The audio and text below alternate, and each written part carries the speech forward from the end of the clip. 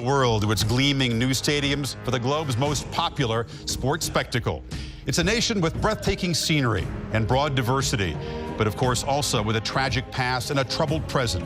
But now standing united by pride and hope for their team and a passion for soccer, long a symbol in the fight for freedom here. In this historic FIFA World Cup setting, kickoff a mere 24 hours from now. Let the sound and the frenzy begin.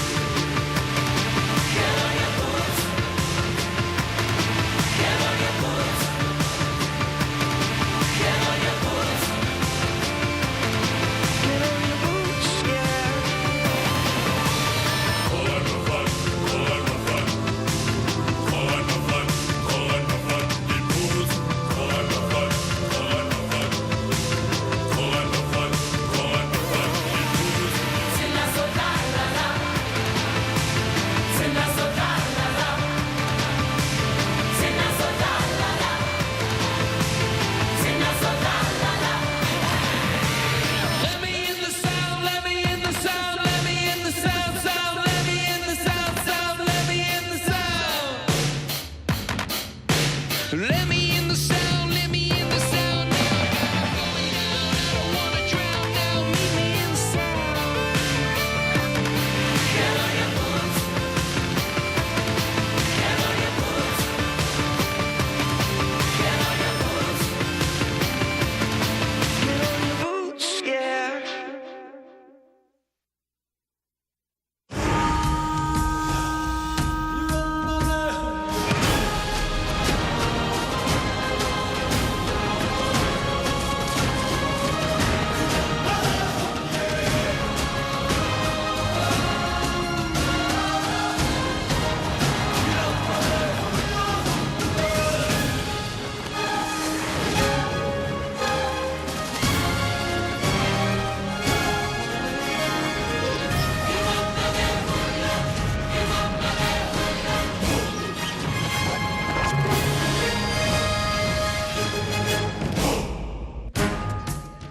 Soccer City, where the first and the final chapters of this World Cup will be composed. It sits on the edge of the Soweto townships in Johannesburg, once synonymous with repression, now celebrated. This massive 94,000-seat stadium is still intimate, a unique African design, and boy, is it cool at night. Our studio about 400 yards away. This is Be Your Home for information, opinions, analysis throughout the next month. And boy, we cannot wait. I'm Chris Fowler.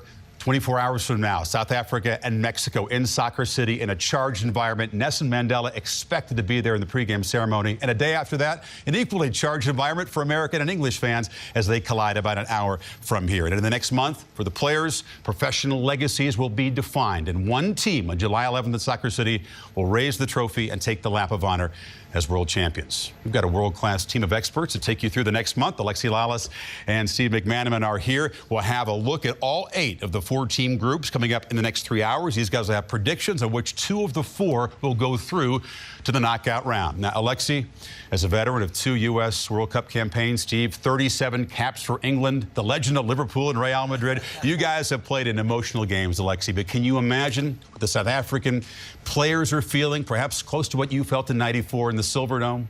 Yeah, it's an incredible moment. You know, you go back to whether you grew up in London or whether you grew up in Mexico City, whether you grew up in Johannesburg, whether you grew up in Birmingham, Michigan, like I did as a 10-year-old running around. You think about these things and you see them on television and you wonder, is there ever a chance?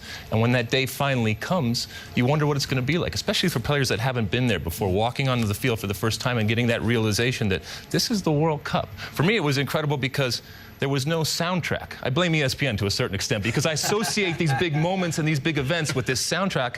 Yeah, and I walked on the field. Yeah, I walked on the field and there wasn't. It was just the crowd and the game that I played all along. So it's an incredible moment right now as you're preparing because you're thinking, what if? And for a lot of players, they don't know what it is. I think the fact as well, the fact that it's the first time on this continent, let alone it being South Africa, I think it's got an extra something special to it. You know, it's got a little bit more excitement.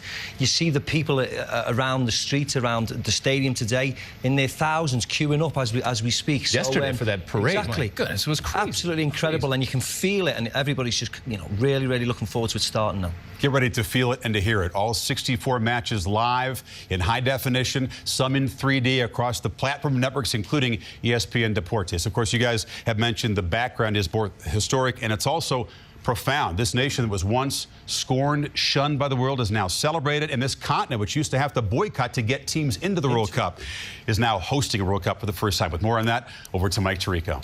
Thanks, Chris. I think it's a great point. It's part of our job, in addition to showing you the 64 matches, a little sense and perspective on the place. And we've all seen back in the States the images of South Africa. Breathtaking beauty and natural resources in one direction. Turn 180 degrees and you see some of the heartbreaking images of disease and despair and poverty. South Africa's come a long way, but still has a long way to go. I want you to consider this. 736 players on the rosters of the 32 nations here at the World Cup. You know, when every one of those guys was born, South Africa was very different. You see, they were all born before 1994. That is when apartheid ended and racial segregation became illegal in this country. With that in mind, I want to show you some images that you may have seen a few moments ago that happened yesterday around South Africa, and especially Soweto that Chris just mentioned. 160,000 strong. They're vuvuzelas, the soundtrack. You're going to hear those horns, the plastic horns in the background.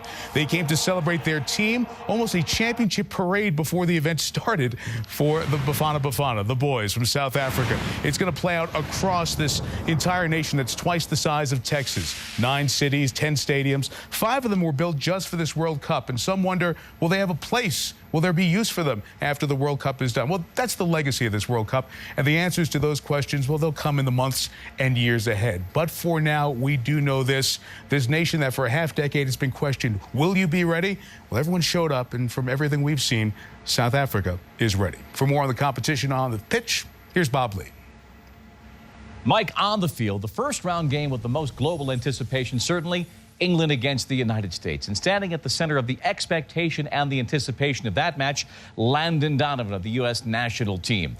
It was only a short loan to Everton of the Premiership in England this past winter, but those several months were scintillating, and it cemented Donovan in the hearts of those very critical English fans. Donovan talks now of being more centered, more focused for this cup than ever before. And it's the oldest maxim in this sport that the big players must play big in the largest games.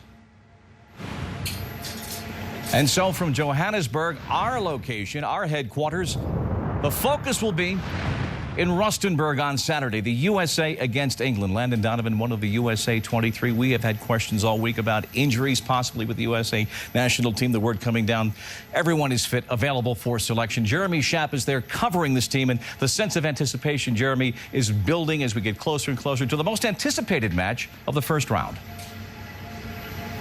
There's no doubt about that, Bob. Since the draw in December in Cape Town, the U.S. has known that this game would present unanticipated, unprecedented, and just excitement that they couldn't even really gauge for its fans. Perhaps the most excitement the U.S. has had for any game since its quarterfinal 8 years ago against Germany in Korea. Of course, a victory against English would be a massive achievement, and this game presents a rare opportunity for the U.S. to make a soccer statement, none of which is lost on Landon Donovan.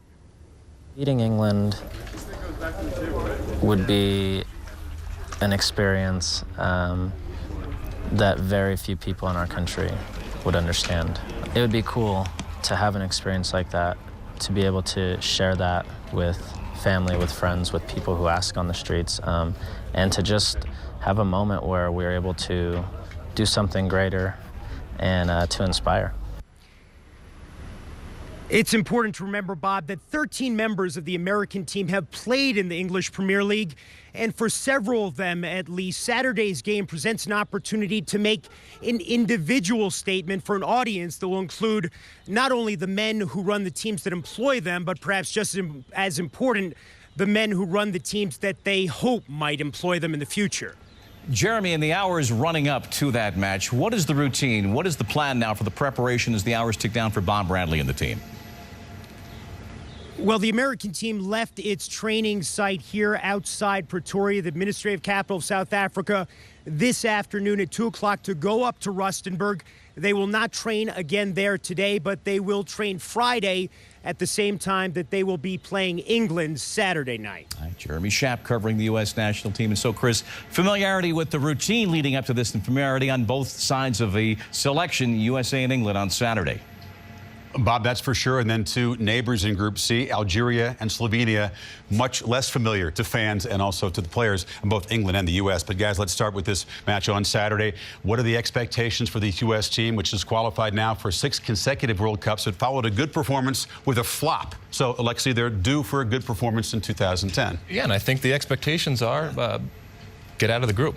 First and foremost, this is the easiest group the U.S. has ever gotten. And not only would it be a disappointment, but it would be a failure not to get out of this group. It's not that they can't lose to every single team, but I think there's points to be had against England. And if you can't beat Slovenia and Algeria, then I don't think you deserve to be there. I think there are raised expectations, and justifiably so. This is a team that can and should get out of this group. Get out of the group, yes. And, Steve, in England, the expectations are, needless to say, win every game. Win every game by 10-0, Chris. That's the expectations in England. No, but I think, with all respect to the USA team, England are expected to beat them, certainly in our home country, and progress quite comfortably. I mean, I think it'll be a difficult game, albeit I think England should beat USA. I think it'll be a difficult game, and I expect England and USA to go through, definitely. All right, let's get to the rosters, because the decisions are significant, both for Bob Bradley and for Fabio Capello. Here's your proposed U.S. lineup, Alexi. Yeah, I go with the 4-4-2. You know, look, dance with the one that got you there. And I believe that this 4-4-2 lineup, this structure that Bob Bradley has implemented over the past couple of years is the way to go. There's no question in goal, Tim Howard. Oguchi Onyewu, there certainly is a question, but Bob Bradley tells us he's ready to go 90 minutes. If he is, then you put him in there. There's some questions in the midfield. Look, Michael Bradley and Ricardo Clark in the midfield, I think, are key. They've been playing together for a number of years right now. I think they're important. Don't put Clint Dempsey or Landon Donovan up top. Make sure they're out wide. And then up top, real important, I think Edson Buttle goes up there with Josie Altidore. I don't think you play one up top. I think you play a simple structure, that 4-4-2. When we take a look at Edson Buttle in the ESPN Access here the other day, this man is just scoring goals. He's confident, and you got to ride him. Sure, you'd like someone with more experience, but he doesn't have anything, but at least he's scoring goals. Steve Turundle puts a good ball in here. Edson Buttle does what he's done so well. He started off MLS with the LA Galaxy in incredible form, and he's just continued with the national team. And look, it doesn't matter how many caps you have. If you score goals, let's just ride them until it stops. They may need some goals, because American fans are concerned about the solidity of that back four right in front of Tim Howard. Be your proposed England lineup. Lots of moving pieces, and it'll be scrutinized when Capello's team takes the field. Very, very much so. And as much as Alexi's mentioned how hot Edson Buttle is, we've got problems in that area. I think David James will start just because of his experience. We've got Glenn Johnson right back, Ledley King and John Terry. You know, that triangle with the goalkeeper have not played together at all yet. So that's a weakness at the moment. We've got Ashley Cole very strong at left back, Joe Cole starting at left midfield with Gerrard and Lampard in the centre. Again, question marks whether they can play together or whether they're best separated by a holding midfielder. Aaron Lennon at right back, and of course Emile Heskey, who played very well in the qualifying matches, didn't score many goals, but was a great front man up front with Wayne Rooney, who I think will give Gooch a very, very hard time. He hasn't played 90 minutes, Gooch, since October, I believe, and Wayne Rooney will show that he's in a game on Saturday. Can Wayne Rooney be stopped by anybody? He's clearly been a global star for about 8 years, but he's waited for this tournament to shine. Very much so. What do you see as the key to the England-U.S. game? Midfield. I think the midfield. Who controls the midfield? That's why there's that temptation to put more guys in the midfield. But I think Ricardo Clark and Michael Bradley in that midfield, I think they are key. And starting the game off well and making sure that they come out not just in terms of how they play, but the poise and the message that they're sending, not just to everyone around the world, but also to the England players in terms of how they are playing and how they start that game off. I think I'm looking forward to seeing what can they handle the pressure. You know, the two centre-half pairings for the USA, the two centre-half pairings. Who handle the pressure? The US players? No, everybody. England's as well, because the centre-half pairings and the goalkeeper have, as we've discussed, have not played together. Can they handle Buttle? Can the US handle Rooney? I'm looking forward to seeing if anybody makes mistakes, if the inexperience shows, if they've got the bottle to stand up and be counted. Lexi, I always love to say they may have the big names, Lampard and Gerrard, doesn't make them better head-to-head. Let's get predictions on this game. This is where we differ. I know it is. No, I think we have the same score. Yes. Just different teams. Of course. I predict 2-1 for the U.S., not because I'm waving a flag. With the head and the heart? No, because I believe that over the past 4 years, there's been some incredible work done. And listen, you're never going to get a better shot against England than right now. They are ripe for the picking. And this is the game when everybody has to step up. I'm not saying that the stars don't have to align to a certain extent, but this is the moment when these guys have to shine against a very, very good England team. But they are ripe. I will tell you that he's crazy. They are ripe. The stars will not align. Our stars will shine. I think it'll be close, but I think England will run out comfortable 2-1 winners. That hair gel is just seeping. What hair gel? Oh, what hair gel? The stars were aligned in 1950. This would not be as big an upset as England won 1-0, losing to the U.S. Much more on this England-U.S. breakdown. We got a complete preview show. These guys and others will be back to break down England and U.S. It directly follows. The talking is not done. The talking is not going to stop until kickoff, and maybe it'll be even louder after the game is done. Can Howard and the Americans shock England? The preview is coming up after we're done here.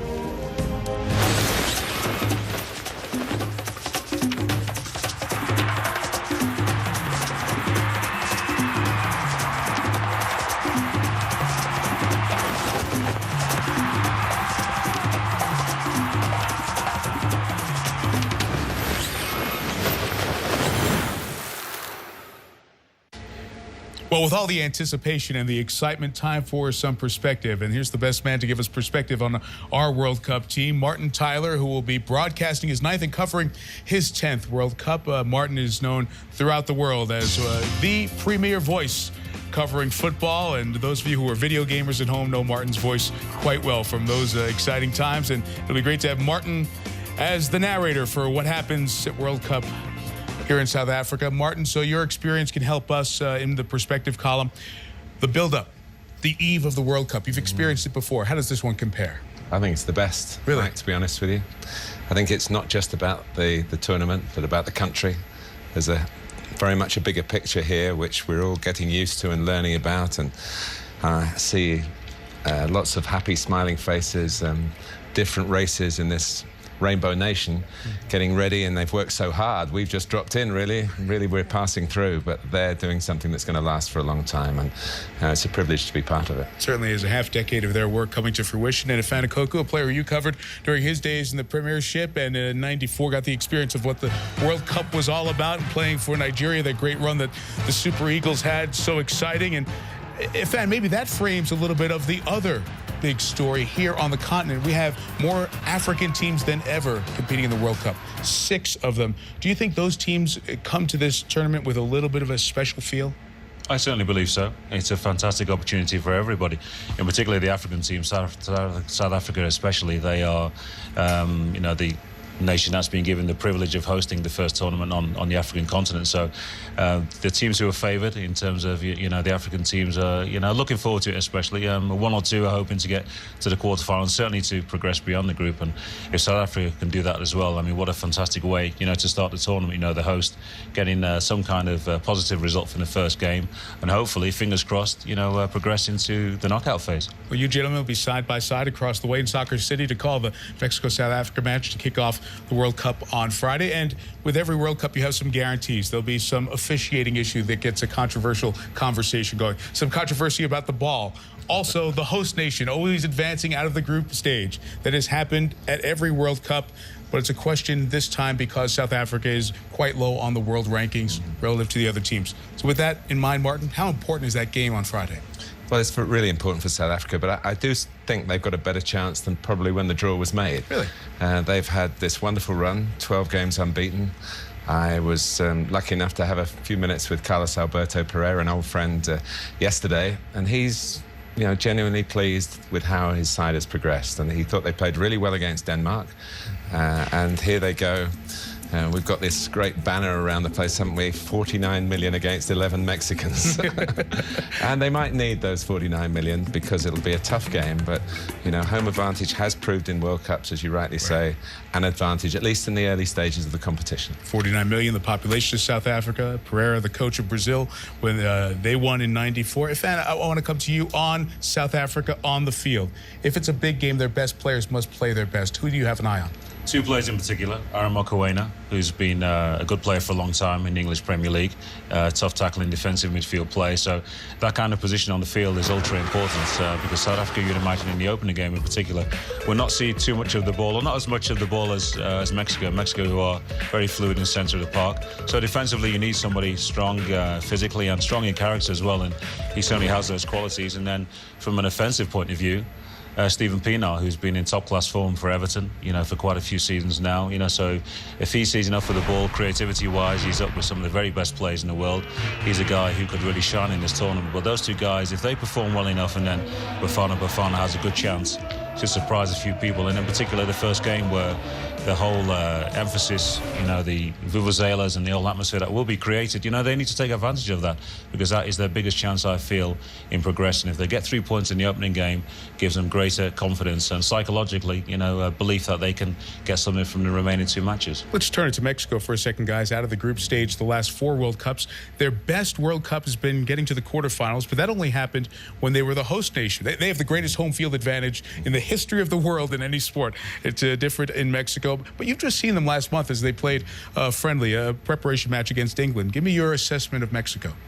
Well, of course, they have the advantage in Mexico of altitude, and they've got that advantage here as well, so that might suit them. They played pretty well against England. They got beaten 3-1, but since then they've gone on and had a really helter-skelter tour over Europe, and they've finished it by beating Italy, the reigning world champions. So I think we've got to take them very seriously.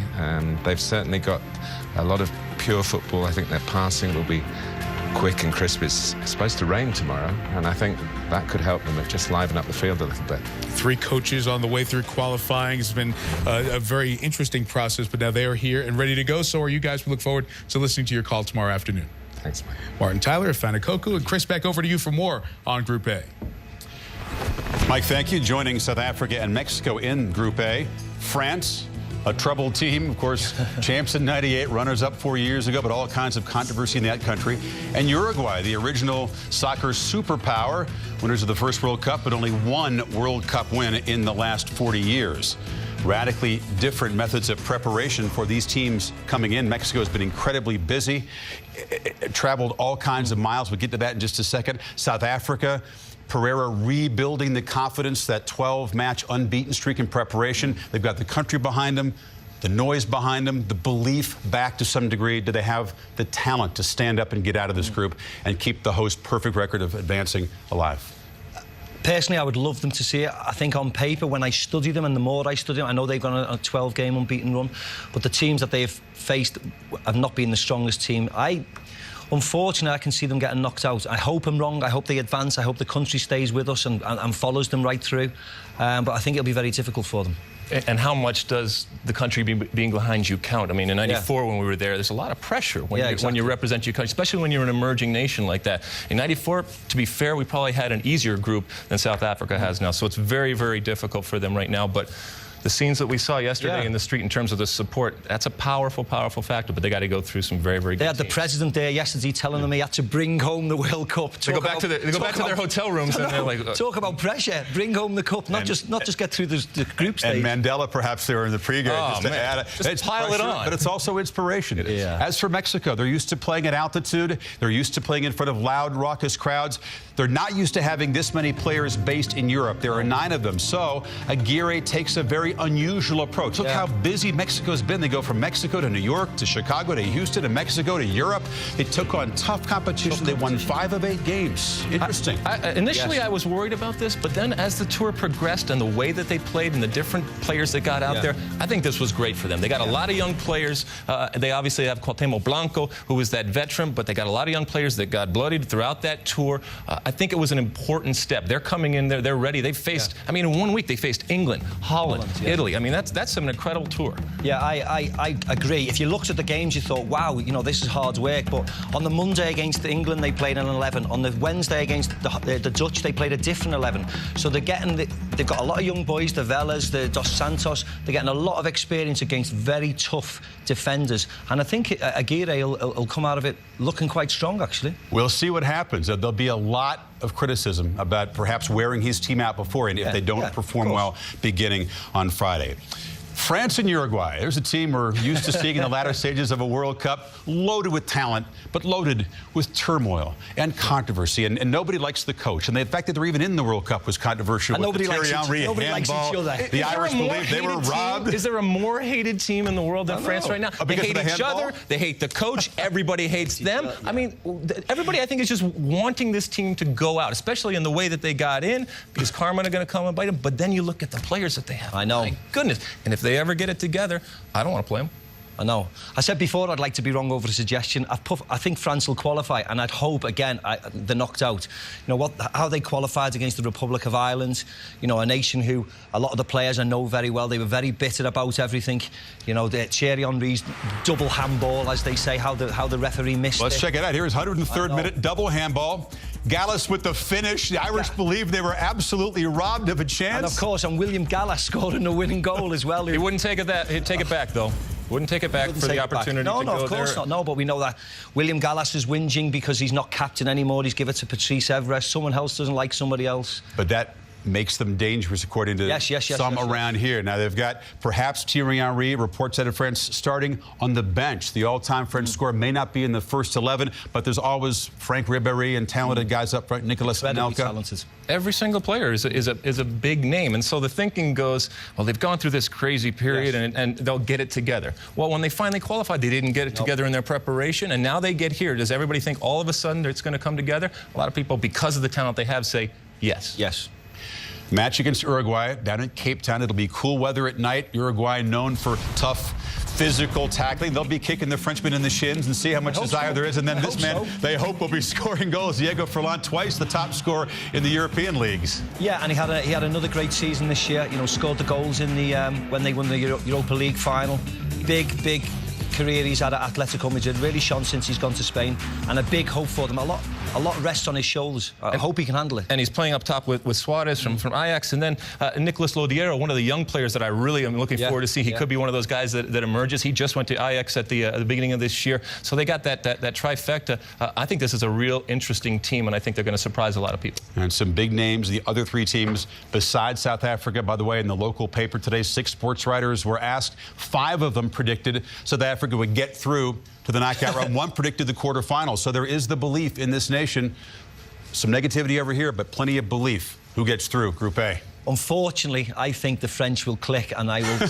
I know. I hope I'm wrong. I keep on saying, I keep repeating myself, but I think the French and the Mexicans will go through. I think Uruguay and the Mexicans. France being knocked out? Yeah. Yeah, and let's pile on, right? I mean, okay, let me change my mind. But you're bullish on the Mexican team, which is news.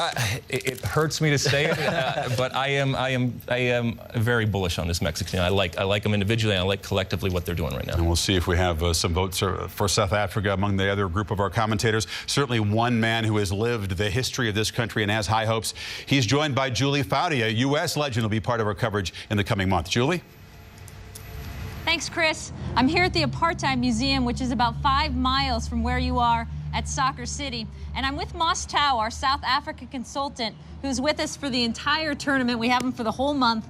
And Moss, with the recent news that Nelson Mandela possibly could be at that opening match, how important is that to the South African team and the country? Julie, I can tell you one thing, that Mandela's presence at the stadium is going to incense the players, it's going to incense the crowd, it's going to incense the whole country. Like, we are behind Bafana Bafana, and the impact that Mandela will be having on the team, because he had a team talk before the game. They are incensed, they are inspired. They are just ready to die on the pitch for the country. And I would say confidently, I know Mexico is a very, very, very tough country, but Mandela's presence at the stadium is going to change the events. And I can tell you here and now that we are definitely going to win. South Africa is going to win the first game. We are definitely going to win that game. That is how impactful he is, which is no doubt. Speaking of impact, it's a word often used when we talk about the World Cup here in Africa for the first time. What impact will this tournament have on the country? The impact that the tournament will have on the country, one, is that we are going to be more united than we were before, because everybody has embraced the tournament, black, white, you name it. And that on its own is going to forge links that we should be together in whatever is going to be happening hereafter, after the tournament, because we have seen that sport really unifies a nation. And with this tournament coming to South Africa, I think it has done a wonderful thing for us as a people. Well, Moss, thank you so much. We look forward to, throughout the entire tournament, more wonderful insights. Thank you. Thank you. And now back to our voice of the World Cup, Reggie Philander. Still to come, England expects Wayne Rooney to do his duty. Can he shoot down the burden of 44 years of failure? And who will help him in this national obsession? The Three Lions roar in moments. Lionel Messi is the world's greatest player and plays for one of soccer's greatest legends. We'll examine the unique relationship between Messi and Maradona and ask if it will be a problem over the next month. And as the U.S. national team prepares to play 3 hours from here in Rustenburg, just how ready are they? And who's the one player who needs to emerge as a star? We'll answer. You're watching ESPN World Cup Preview.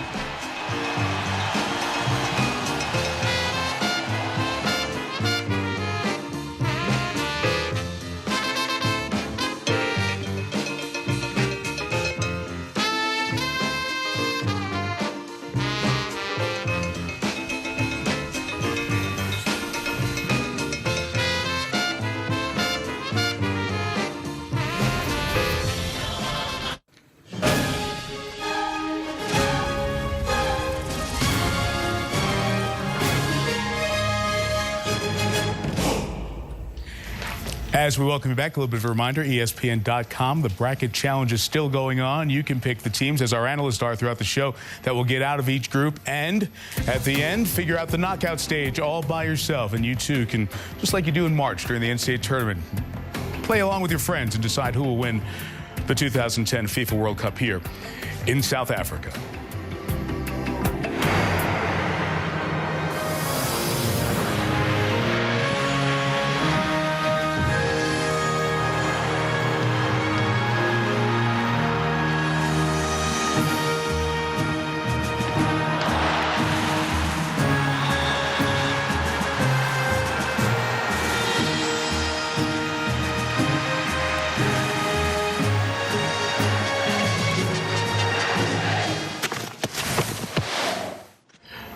Those are some of the legends in football in their native land, England. If you know anyone who is English, they will tell you with great passion about the success and how important the sport is. Man U, Chelsea, Liverpool, on and on. But if you sit at a pub and have a pint with a pal who is English, they'll tell you, yes, we've won one of the 18 World Cups. And they'll also tell you that it's always something that seems to happen to our side. What will it be this year? The expectations are as high as ever. They can do it, starting with beating the U.S. Saturday on ABC. We'll see. The run-up to this World Cup has not been smooth at all for the English side, including losing their captain, Rio Ferdinand, to an injury in training inflicted by one of his own teammates.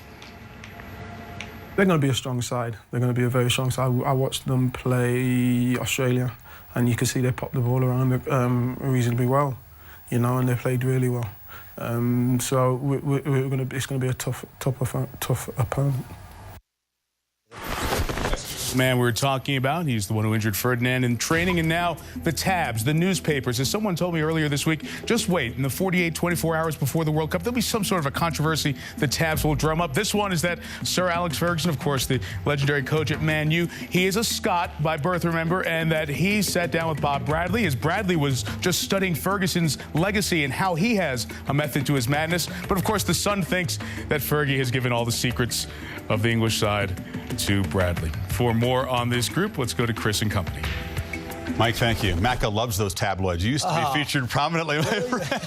Roberto Martinez, at least he's going to be impartial. He's the reasonable coaching guy among our group. Works in England, Wigan in the Premiership. Obviously played in Spain and in England as well. The press stirs it up, but the public too, Macca. It's manic depressive. They're either world beaters or they're rubbish, and it changes every day. And Roberto, that creates a unique situation for Fabio Capello, who snapped at a photographer the other day. He's been so cool under pressure, but it's pretty enormous, isn't it? But you can understand why he snapped on the pressure, because he needs to control his players. He needs to get away from that circus of a media environment that is surrounding the English players. And the expectations are going to be there. Everyone speaks about the English Premier League as the best league in the world. So the individuals or the big stars of that league, they're going to have the expectations to do well in the World Cup. You know, statistically, historically, there is no relationship between the result of England's first game and how far they go in the tournament. They win the first game, they don't go through. They lose the first game, they make the quarterfinals. But don't try telling that to the press or the public, right? No.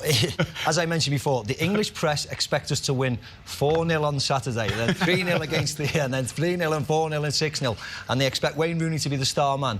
And as we know, things don't go as smoothly as that. And it'll be a big test if they don't get a good result on Saturday, how they respond. But this isn't something new. This has been around forever. So Fabio Capello, if you don't want that pressure, then don't coach England. For the players, if you don't want that type of pressure, it's part of your culture, it's part of your environment, that don't play football. Roberto, Wayne Rooney, tremendous season at Manchester United, the top scorer in qualifying, but he's been waiting for this moment to show the world his best in a tournament. Can he be stopped by the U.S. or by anybody in this tournament? Well, the reasoning behind Wayne Rooney's success is because the way he plays, he enjoys his football. He's a streetwise player. There is no many players like that in world football. So the answer is no. You cannot stop him from a tactical point of view, or if you want to be defensive-minded, all you need to be is just a bit worried in the last third that you got that defensive intensity just to stop Wayne Rooney. But it would be a waste of time trying to get a defensive setup to stop Wayne Rooney, because he can get through that. No he problem. says he's so instinctive. He doesn't know what he's going to do, so there's no way the defenders know what he's going to do in any moment. And I get the feeling that, all of us old guys that plays, we always talk about a different type of player that existed. I get the feeling when people look at Wayne Rooney, they think about that's the old type of player. That's the type of player I want on my team. And the type of player that, to be quite honest, for a lot of us older guys, doesn't exist anymore. So he is a throwback in a great way, and he's used that to his advantage. Part of that aggression is part of what makes him good. Probably this season, we'll all agree, it's been his best season at club level. Obviously, Cristiano Ronaldo leaves Man United. There's a big role there to be fulfilled. And he stepped up and he did that. His aggression, his temper, appreciated in England, but not always by officials. He told a local official in a little tune-up game to bleep off, and that made big headlines down there. They'll try to maybe goad him into another red card. That was being polite? Yeah, of course. What about the other issues with this England team? Rio Ferdinand, the captain, missing. He was the stalwart in the centre of defence, and there are some questions about that part of the field for England. Chris, he was our captain. It shows how important his role would be. He was the one, if we did get to the final, was going to lift the trophy, this iconic trophy. You see the Bobby Moore clip before him lifting it. So he's a big loss. He didn't have a great season at Manchester United. A lot of injuries throughout the season. But, I mean, the fact that he's got injured was just a freak accident, in a collision with Emile Heskey. So, you feel for him. What about Robert Green? He's 30. But he's not that experienced really at this level, and he doesn't inspire much confidence from the English fans. And also, we still don't know who Fabio Capello picks. If you picked up an English paper today, suddenly Joe Hart, Fabio Capello's been impressed by him in training. He's the #1 pick now. But for me, when it comes to a tournament like this, I'd go for experience all the time, and that'd be David James. But again, he's had injury worries, so it might have to be Robert Green to step up, and it'll be, these are friendly matches. These are easy in comparison to the first game of a World Cup tournament. All three goalkeepers, Chris, they are very, very different. But I agree with Macca. It's just nobody steps out in someone saying, yes, he's going to be the goalkeeper of a team that is going to win the World Cup. But is there one that's world class? I don't think so. No. And I think when he looks across the way at the U.S. team, he says, it'd be nice to have Tim Howard. Well. Yeah. There aren't too many other players in the U.S. team that the English side would covet, but I think you're clearly right about Tim Howard. Well, Tim's had a great season with Everton, yeah, definitely. All right. Elsewhere in Group C, you've got two surprise teams, and really the reason why all four in this group believe they got a favorable draw. This could very easily have been Egypt and Russia joining England and the U.S., if not for upsets pulled by Algeria and Slovenia, respectively. Algeria's arch enemy is Egypt, and boy, do they have an emotional, violence-sparked qualifying campaign. They had to go to a neutral playoff in Sudan. Algeria able to get the goal, defeat Egypt, propelled them. They say they are representing the entire Arab world, the Desert Foxes.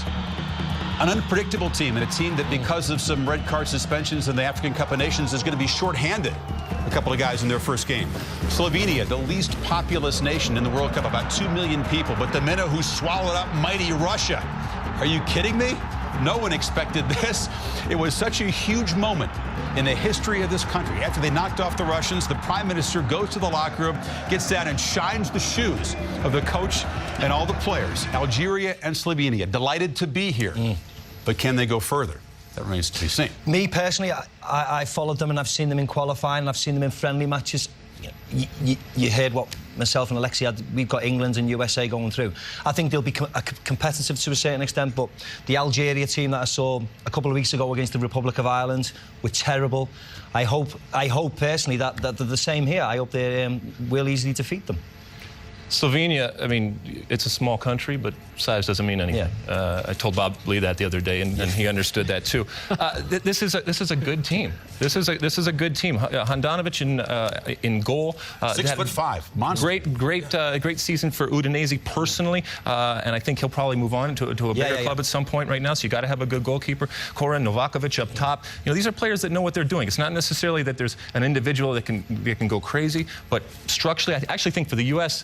This is a more important game than the England game, that second game when they come up against Slovenia. It's the kind of team that historically has given the U.S. trouble. Yeah, but you expect, as a U.S. fan, as an ex-U.S. player, you expect to beat them as well. Without a doubt. Without a doubt. Yeah.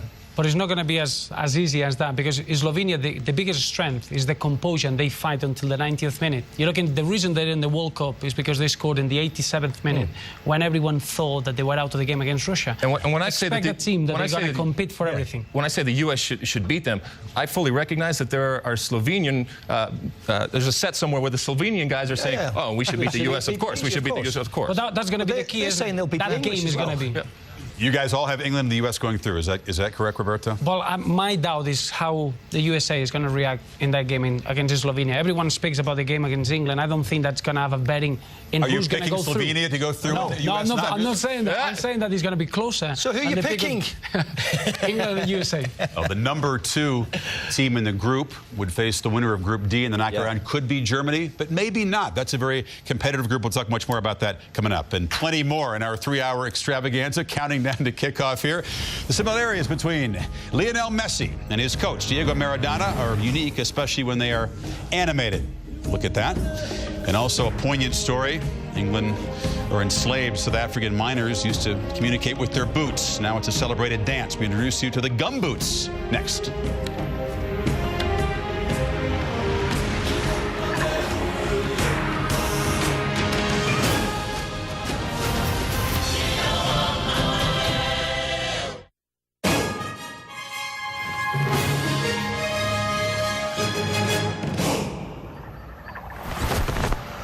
Major League Soccer Game of the Week this evening, 10 Eastern on ESPN2. DC United and the Seattle Sounders, all part of ESPN's 24 Hours of Soccer, as we lead up to the kickoff of FIFA World Cup 2010.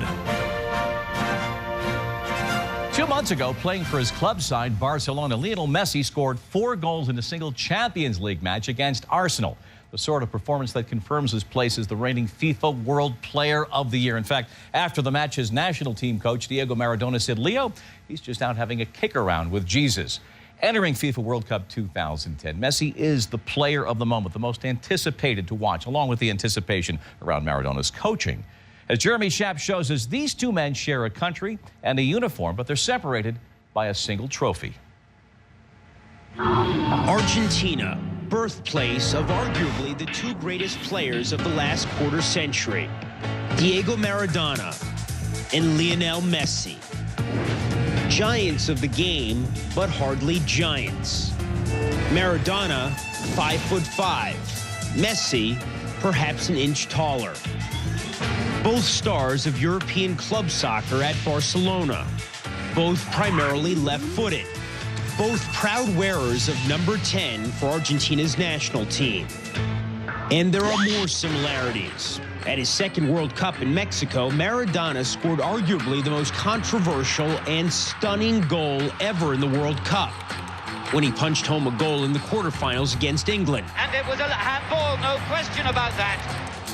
He said it was scored not only by mortal flesh, but also by the hand of God. 21 years later, in 2007, playing for Barcelona, Messi fashioned a hand of God redux against crosstown rival Espanyol.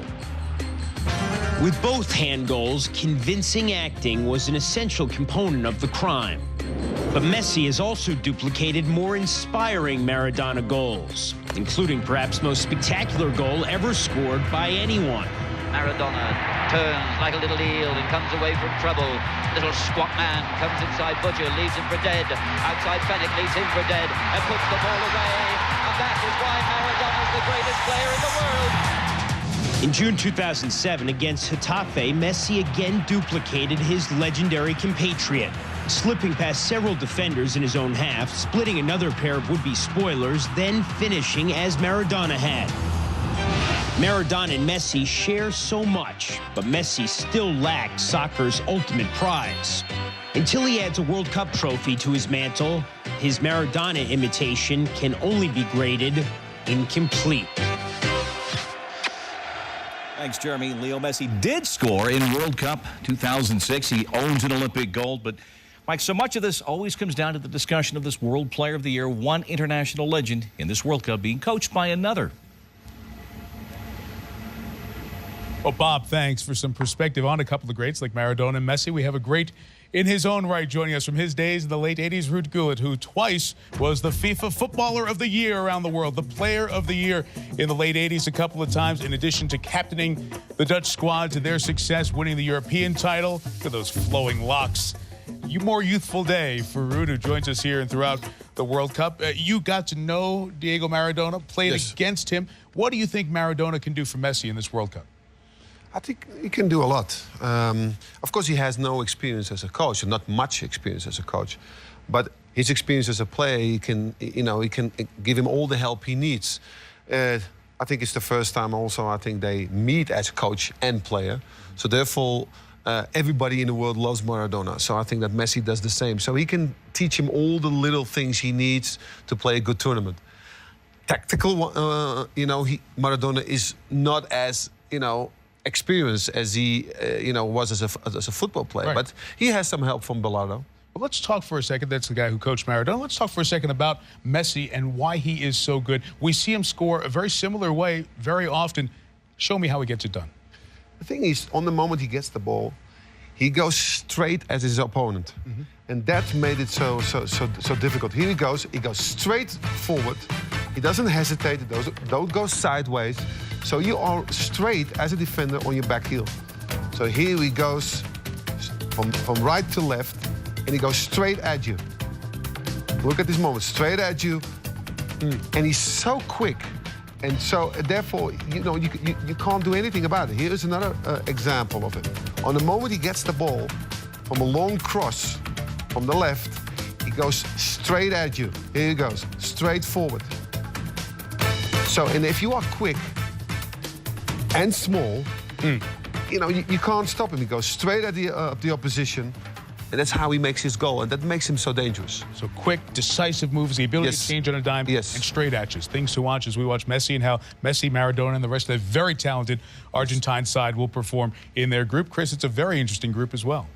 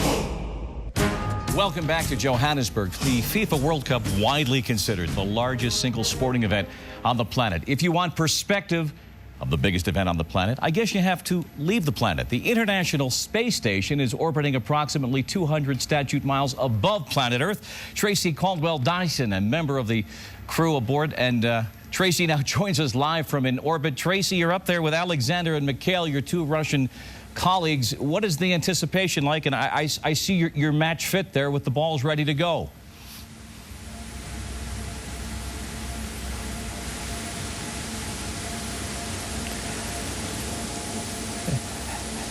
And I'm not sure that we have established communications with the International Space Station.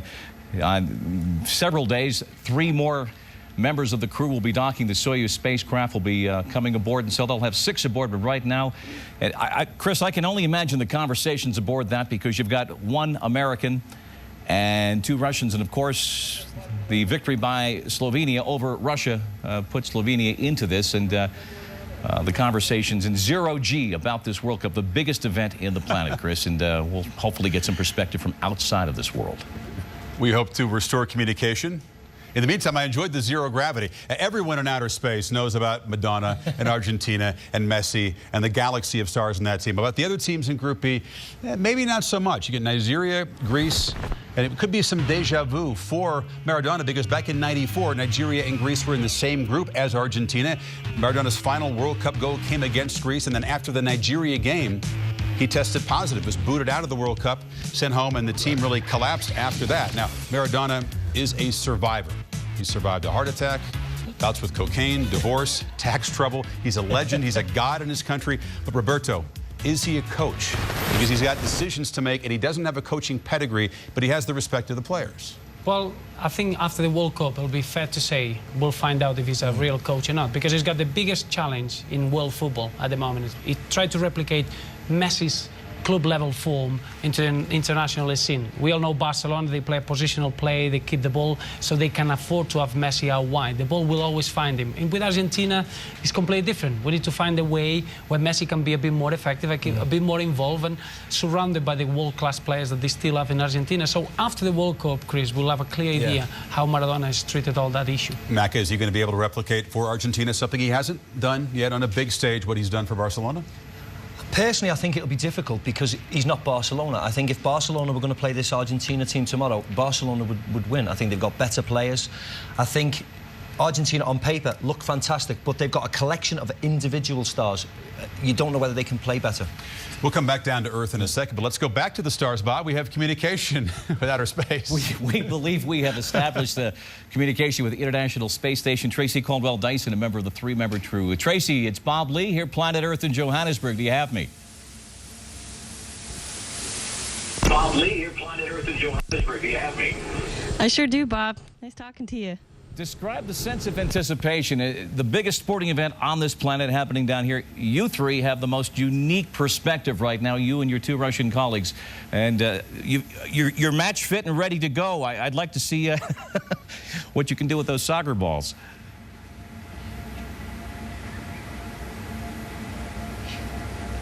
What is the anticipation like? Well, I'm not much of a soccer player. But we do have a captain of the soccer team in Star City, Russia on board with us. We can see the great country that the sport's being celebrated and played in. And I think that there's a few that would like to be able to see the games in person up here. We understand you're getting 3 more crew members in several days. So will the soccer talk then pick up as the Russians and the Americans begin to talk about world football?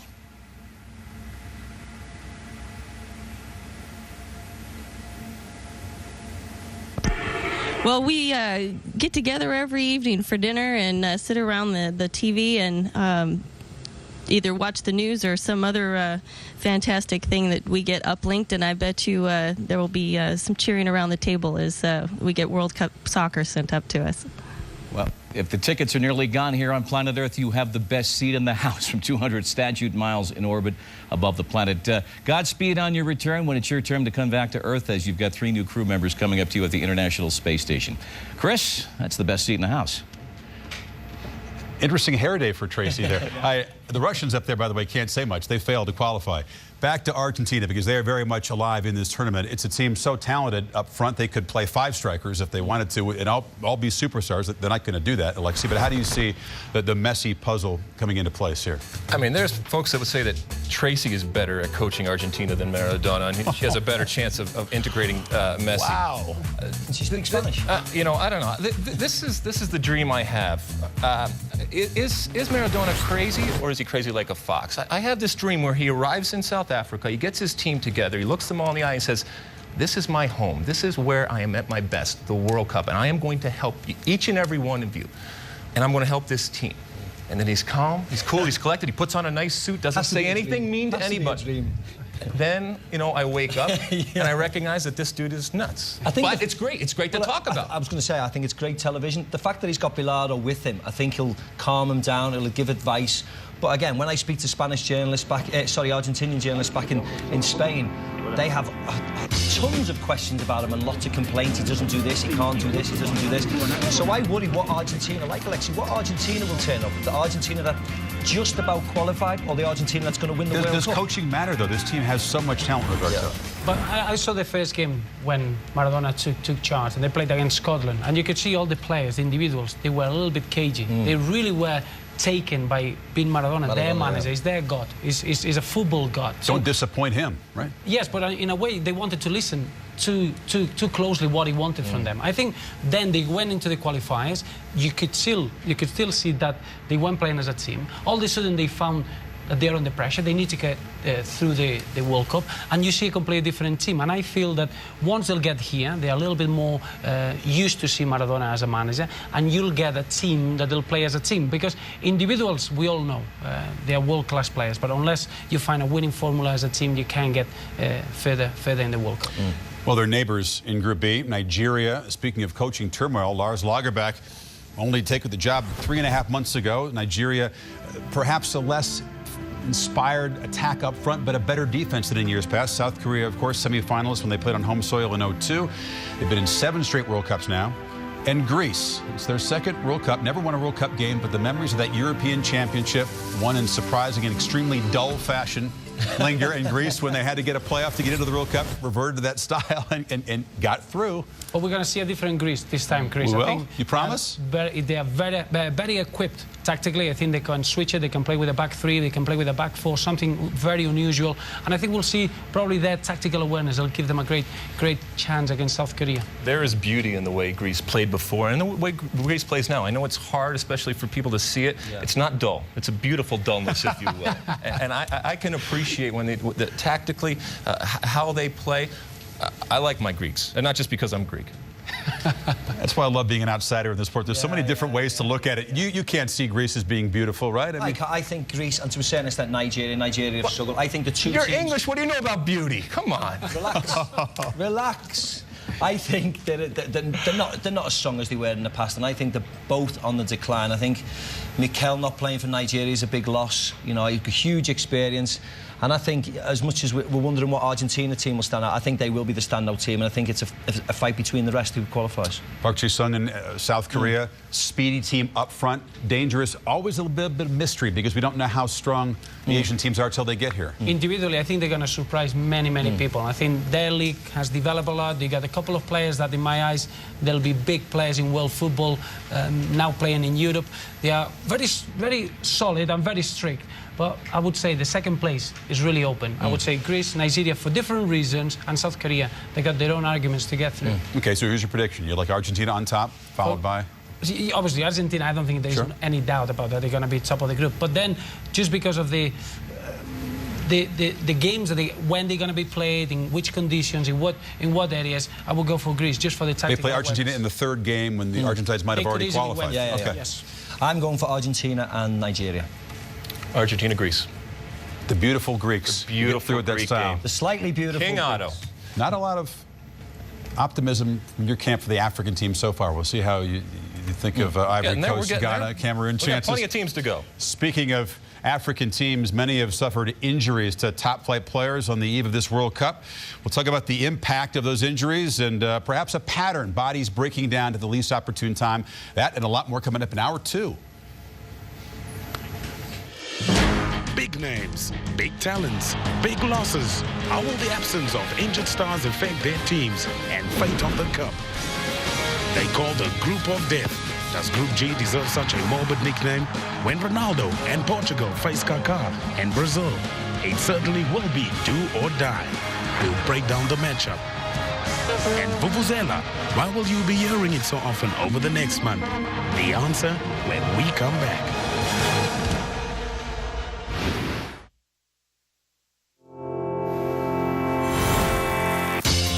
Soccer City stands ready. South Africa and Mexico kick it off on Friday afternoon. And the action all around this country culminating July 11th when the world champion will be crowned in that beautiful 94,000 seat but surprisingly intimate stadium. The U.S. set to play in Johannesburg, but not in that stadium. Game number 2 is in Ellis Park, which was built as a rugby facility across town. Speaking of the U.S., back to Jeremy Schaap for the latest on the preparations for the Americans opener against England. Jeremy? Chris, 13 of the 23 Americans on this World Cup team have played in the English Premier League. And that familiarity seems to have built a certain amount of mutual respect between these teams. It's also bred a certain understanding of each other's tendencies. And that's a frequent topic of discussion, at least among the Americans. A lot of times when you watch on TV, you don't get the little specifics that happen in games. Both strengths and weaknesses of players. We talk, obviously, at the dinner table about, you know, the way Rooney likes to play, or the way Gerrard likes to play, or the way, you know, Lampard likes to get on the ball, or Aaron Lennon likes to run at people. There are little tendencies, and when you play against a guy and you see something and you can then say it to one of your teammates, I think it helps a lot. Chris, the Americans aren't only familiar with their opponents Saturday night, they are, of course, also familiar with their surroundings. It was at Royal Bafokeng Stadium a year ago in the Confederations Cup that they defeated Egypt 3-0.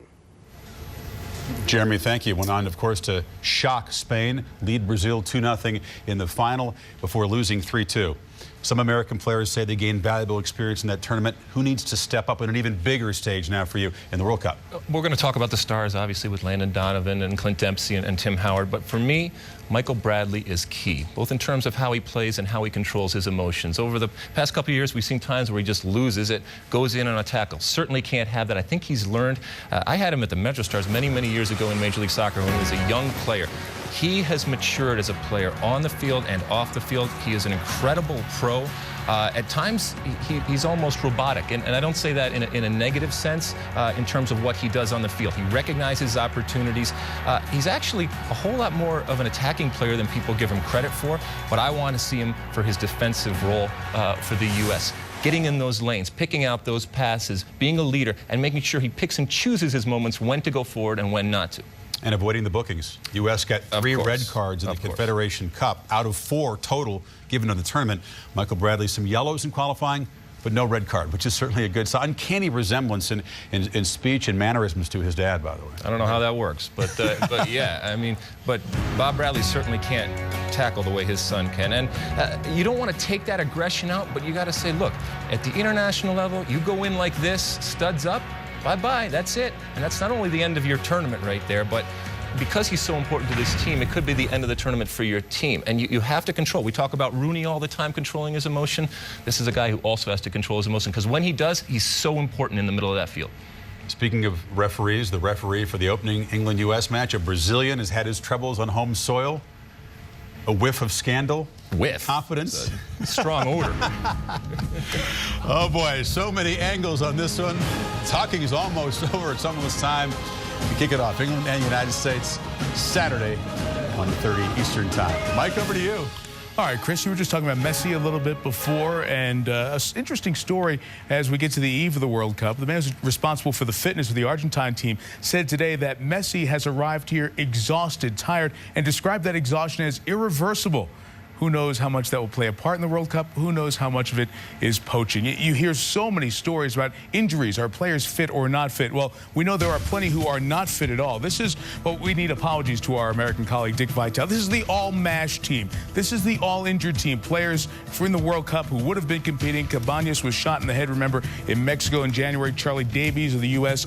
injured in the car accident in October. They're not here. How about a midfield you could put out there? Nani from Portugal. Ballack, the captain of Germany. We'll talk about his absence a little bit later. From France, Diarra. And there are even more to talk about. Continuing in the midfield, Essien from Ghana. These two players really important to the hopes of the 6 African nations here, but both are out. On to the defense. You want more injuries? You have them, including, as talked about in the first hour of the show, the captain of the English side, Rio Ferdinand. Westerman as well for Germany out. And do we have an all-injured team goalkeeper?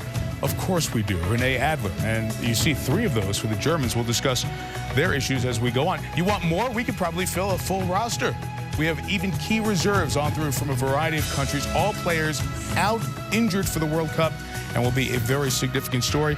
And then there's Pablo Pozo, Chris. He is the referee who was supposed to work that match on Sunday between Algeria and Slovenia. He's not going to work because he was injured in referee training for this World Cup here this week, so a substitute from Guatemala. So even the officials are subject to injury. Hopefully that will not be the case with the analyst during this month. Back to you.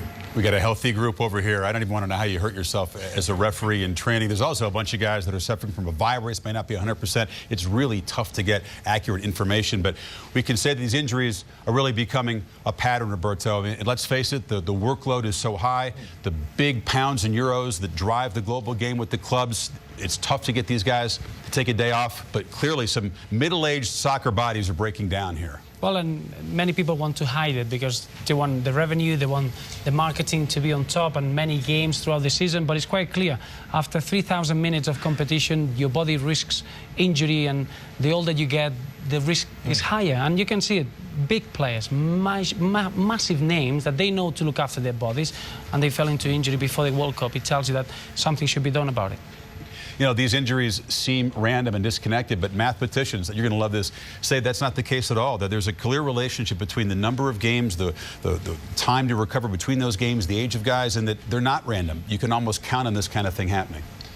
I guess if the mathematicians say so. Because they know everything, yeah, I don't think you change anything. I don't think you change anything. Yes, the reason that there's more games is there's more competitions. Yes. More competitions bring more money. If you, as an owner of your club, recognize that this is an asset that you have as a player, then you'll recognize that in order to compete in all those competitions, I have to spend some of that money and go buy more players. If you say, this is an asset, but I don't care, I'm just going to burn it until it's over, then you get rid of him and you bring somebody else in. This is a business, and this is a philosophy that every owner has. So I don't think you necessarily change anything. But the fans, Alexis, they will never understand that you're keeping Wayne Rooney on the bench because the amount of games. In certain games you can do that, but overall, if you want to win titles, you need to be having the best players on the pitch. And the best players, maybe they are not the best players on the crowd's eyes, and that's really dangerous. Believe me, when as a player you feel tired and you know it well, you got a higher risk to get injured. There's no two ways about it. Mac, let me ask you, you played for the biggest clubs in the world and had more success at the club level than for your country. The club versus country debate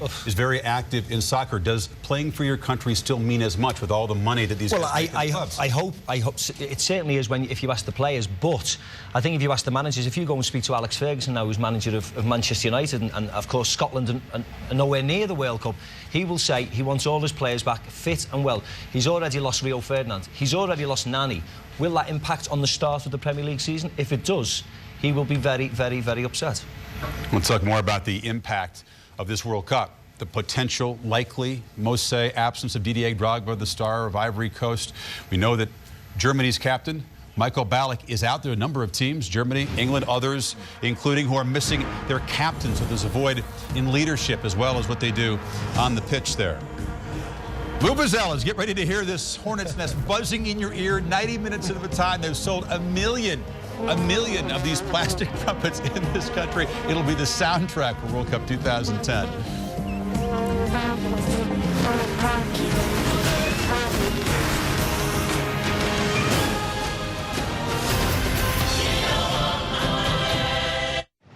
You're watching the 2010 FIFA World Cup preview. Welcome back to Johannesburg. I'm Bob Lee. There has never been a venue quite like South Africa for the FIFA World Cup. This next month will be about the players and the goals to be celebrated. But every day, this country wakes up and makes history. Just fairly recently readmitted to the world family of nations, and certainly making history each day as it moves forward into democracy. Only 16 years into democracy, with all the vibrant debate that entails. And through our coverage of the next month, you will hear the voices of South Africa, and you will learn about the people and the traditions of this country, including one born deep down in the gold mines. In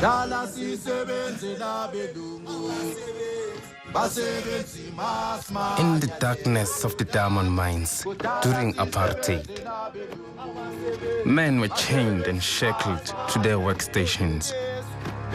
They were made to wear long rubber boots to protect their legs from the infectious waters in which they stood. For hours, for days, for a lifetime. They were not allowed to speak. They learned to communicate by slapping their gumboots together and wrangling their chains. From that code came the gumboot dance, a cornerstone of South African culture. What began as a language of the enslaved is now our celebration.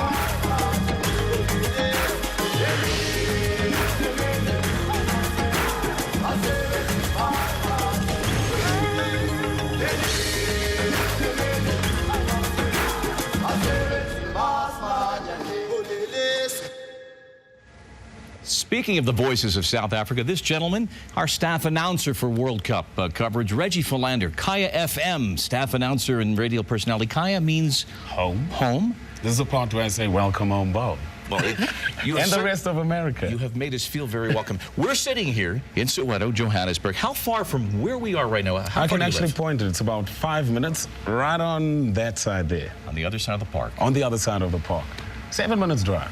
On the other side of the building. What is it like to be living so close to a spot where tomorrow Madiba, Nelson Mandela may be? The eyes of the world spiritually, all the soccer fans of the world will be concentrated on your neighborhood. It is amazing, Bob. I must say that we've come a long way as Africans, and I'm very, very delighted going back to the years where we were not allowed to do sport or to take part in sport because of our history, apartheid history, to the level where we got our first cup, the rugby, and to now where we're hosting the World Cup, and South Africa being the first African nation to be hosting it. So I feel delighted, and I'm 5 minutes from where it's happening. You've got the short commute. Yep. And an emotional month ahead for the nation of South Africa.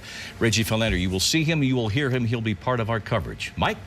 Okay, Bob, thank you. And talking about the country, we'll be all around the country during our coverage, including from here in Johannesburg. And we're going to make the move to Durban. That is where on Sunday we will see Germany start their quest for a fourth World Cup championship, a quest that was damaged a bit during the FA Cup final when Michael Ballack, the best player really of his generation in Germany at age 33, the ankle injury, so he will not be able to play for the German side coming up in this World Cup.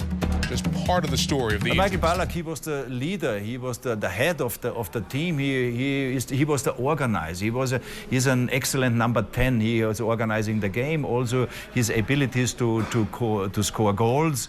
So the team will miss him, but you know the German spirit. They say, so now let's go. Let's play without Michael Ballack. Everybody has to put on maybe 5 or 10% each one more. So then you can equalize this loss.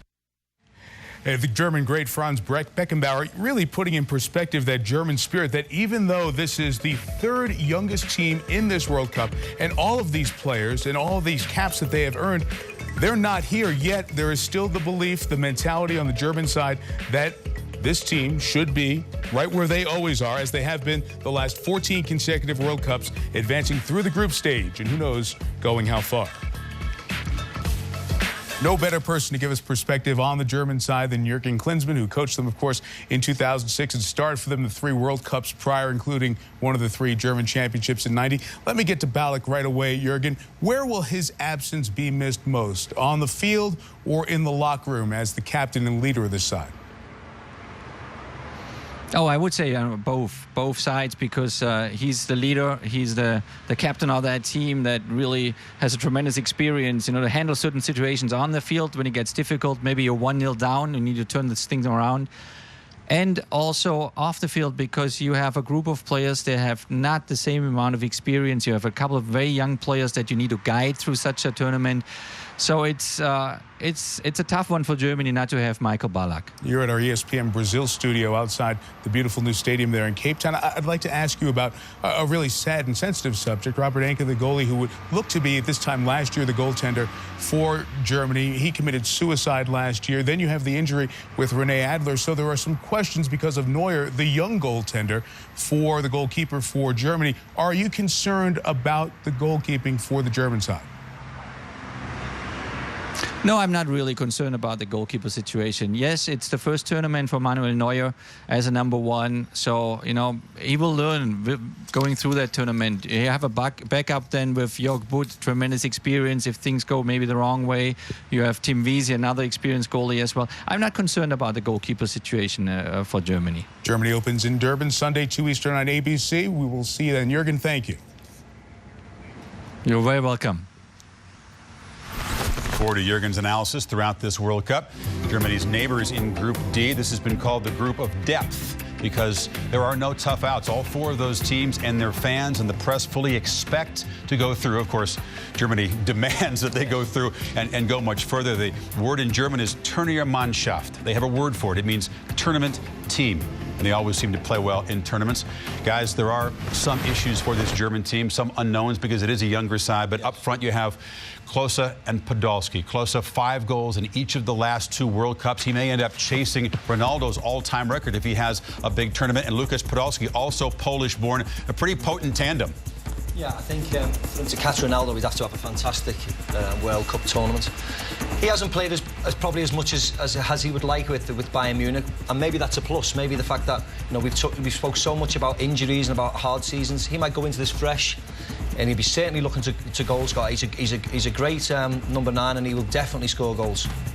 And we all know Ballack's presence is going to be a big miss. But in this situation, sometimes you need something like this to happen for the youngsters to take more responsibility and feel that they need to perform. Because you're looking at the quality. Trojkovski is another exciting talent. They've got real good talent that they can win football games. The mentality has always been the strength of Germany. They are that football arrogance that you want in every team. And if anyone can cope, the Germans should cope with an injury like Michael Ballack. We spoke about Rio Ferdinand. England should cope. It's no excuses. We expect it to hurt Ghana or Nigeria, but Germany should be strong.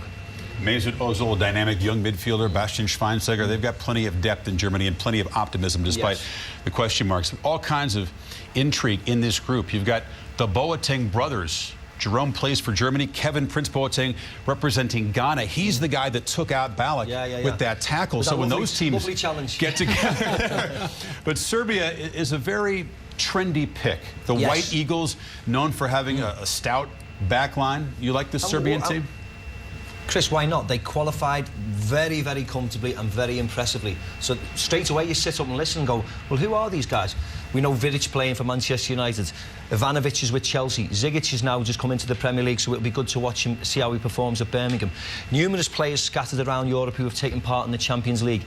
This is a very good team, and we expect them to shine. And Maka, the manager is going to be important. They haven't got any experience. Obviously, it's a new country, it's a new football team. Radomir Antic has got the experience needed to put all these players together, to make them gel. And more importantly, in my eyes, is that in this group, it's going to be such a tight group that in set plays, probably everything is going to be decided, and they are the most powerful out of the 4. Yes. The keeper is a question mark. You're familiar with him, but they never get quality shots, right? Because the defense is so good in front of him, and they know how to defend set pieces so well. Serbia, in their qualifying campaign, only allowed 1 goal on a set piece and scored 8 goals on free kicks and corners. And that's going to be vital, Mike. We were talking about this. You're talking about the other teams, and everyone is going to be competitive. They're going to be working hard, but there's going to be key moments that in both areas is going to be decided. We were talking about the goalkeeper for Serbia, Vladimir Stojkovic. Everyone should watch for him. It's exciting to watch. He's got a different style than anyone else. He's all over the place. Yeah, exactly. Exciting if it works,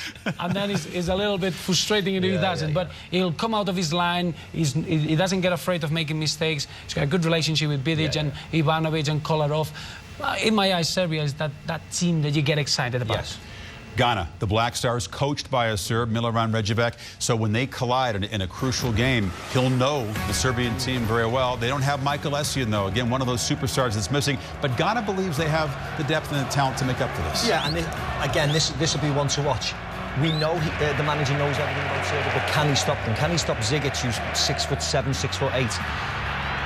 I think Essien's going to be a huge loss. He's the driving force. He's the experience who's been there. They struggled in the African nations. Whether they can go on, whether they can progress is another story. Well, they are the unknown quantity because now with the injury of Essien, they rely on the team that they won the World Cup on the 20s. So yes, there is talent. How good is that talent in this World Cup? Probably we'll find out soon, but maybe too early. And is that group of players that won the Under-20 World Championships a year ago ready to step up on the bigger stage? Maybe in Brazil, maybe the World Cup afterwards. The Aussies make up this group.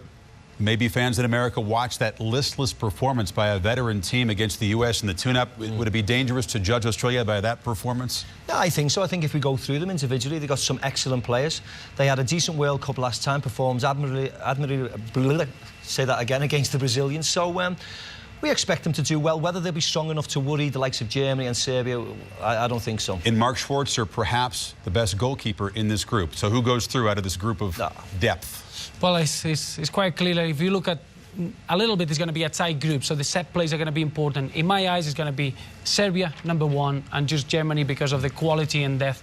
They're going to get the second spot. And I've got the two teams, but I'm flipping them around. I think Germany will top the group with Serbia, close second.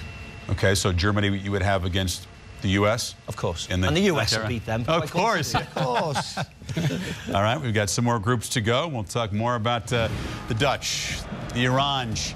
Robin van Persie, one of the many talented stars. They always play with flair. Does this team, though, have the fortitude, the versatility to play with grit in the later rounds? We shall find out. The Vuvuzelas blare on. We'll take you around the country. More aspects of this colorful nation and these plastic trumpets you'll be hearing nonstop.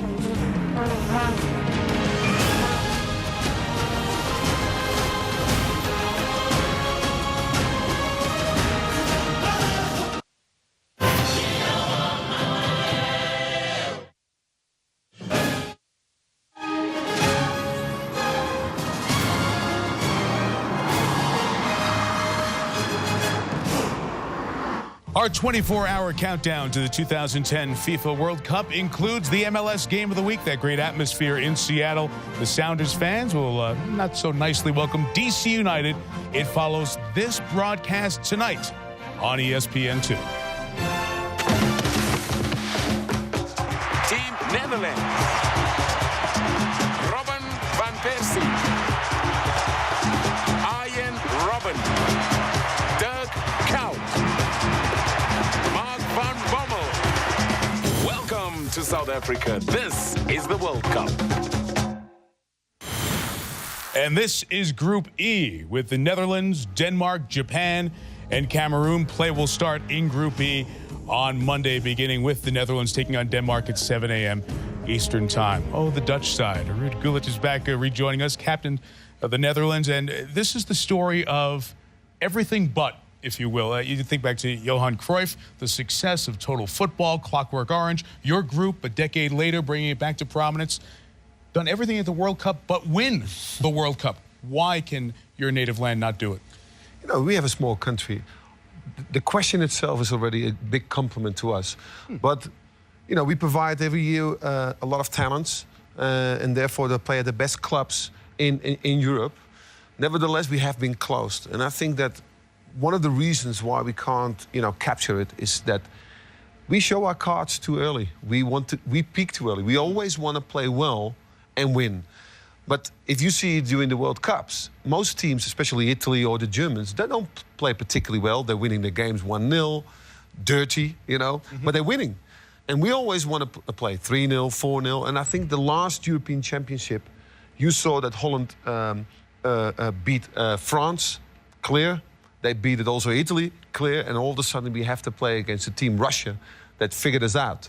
And then all of a sudden we're losing. So that is our major problem, that we can't play only on the defense and sit back, 1-0, close the game. We can't do that. Because there has to be a little bit of style to the process There's always as well, style, right? Yeah, it's good to watch. But every team who plays us wants to play us because we are so open. We want to play forward. Okay, well, there are certainly issues with this team going into this World Cup. And let's start with one of them that happened in the week of the lead-up in one of the friendlies. One of the talented stars of this team, Arjen Robben, injures his hamstring here after scoring a couple of goals. Just this little back heel attempt, getting cute at the end of the match. And he did not make the trip to South Africa with the rest of his teammates. He's certainly out for the first game, if not more. How much will your native land miss him? First of all, it's a stupid trick, by the way. It was very clumsy. So therefore, it's a big blow because he was, really on his top of his game. He was good with Bayern Munich, scoring a lot of goals. He was good also in scoring in this game. So it was unnecessary to get an injury like that. So it's a big blow. Now, Robin van Persie, he had a significant injury, injuring his ankle back in November. Yes. He returned in April at the club level and has done well in the friendlies and leading up, I should say, to this World Cup. You think his injury from November actually helps him? Why? Yes, I think so too. We had a good conversation beforehand. Why all these big stars have big injuries? Right. So this is the reason why they're tired, a long season. And Van Persie, he's fresh. When he was the last couple of games when he played with Arsenal, he didn't want to stop the season. He wanted to continue. So he's fresh. And the same happened in '88 with Van Basten when he was with Milan. Also injury, long injury, came back in the last couple of games of the season, and he became the star of '88. So we hope that this will be the same thing with Van Persie. Okay, Netherlands, the heavy favorite in Group B. But who else will get out with them? I think, Ruta, as we look at the rest of this group with Denmark and Japan and Cameroon, we have some interesting stories and a lot of competitive matches that we'll see. Yes. So as you look at these other three teams to go with the Netherlands, let's focus on the team on the bottom for a second, Cameroon. And they have one of the great players in this World Cup, and Samuel Eto'o, three-time African Player of the Year. Do you think there's a little bit of extra pressure on Cameroon, like the other African nations, to do well on their continent? Of course you do. It's in South Africa, but I think these teams have the feeling that they play for Africa. If you think about Africa, normally in the news, it's always about starvation, civil wars, AIDS, and things like that. Now it's the opportunity in South Africa to show it's all about other things. It's about enjoyment. It's about a great country. So these African countries have a motivation to show themselves. So I hope that Cameroon will do well in this group. If they get to the next stage, I don't know. I don't believe so. I think that Holland and Denmark will get through. Okay, but you think Denmark-Cameroon, that game on the 19th, will be a huge game? Yes, it will. Yeah, that's the second one for each side. It will. And they need an Eto'o at his best. And he has been already highly criticized, in his home country. So therefore, he needs to show the world that he's one of the best strikers. I look forward to hanging with you here this month. Thank you. You're welcome. All right, Bob Lee. Thanks, Michael. Back in front of the big telly with our staff announcer, Reggie Philander of Kaya FM here in Johannesburg. Vuvuzela, what does it mean? Okay, Vuvuzela in many African languages means noise or beautiful noise. Beautiful noise, yes. All right. That's a beautiful noise. Now, how many vuvuzelas in the Philander household? I have about 4. They've all been banned. Banned? No, from the house. They've been banned from the house. I heard the first one this morning before 6 o'clock on the streets of Joburg. Yesterday it was 7 o'clock, so it's earlier and earlier. It has been the soundtrack of the Confederations Cup last year. It's going to be the soundtrack of this World Cup. But you heard some Europeans say, after last summer, get it off. We don't ban it from the stadium because for the World Cup this summer, it shouldn't be there. When you heard that, what did you think? Okay, I had mixed feelings on this, Bob, to be quite honest, because the Vuvuzela does signify African. It's from Africa. That's how we celebrate soccer. But on the other hand, I also thought while watching a game, you would like to converse. You'd like to comment on what you're seeing if there's a goal. So I think it should be restricted in a certain way, only when goals are scored, for example, to celebrate with the Vuvuzela, but not constantly throughout a match. I don't know how you impose that discipline at African football. Hey, you're our staff announcer. There's your monitor. There's your copy. Take us to break. Do the bumps for us. All right, let's do this. The defending champion, Italy. Are they experienced or too old?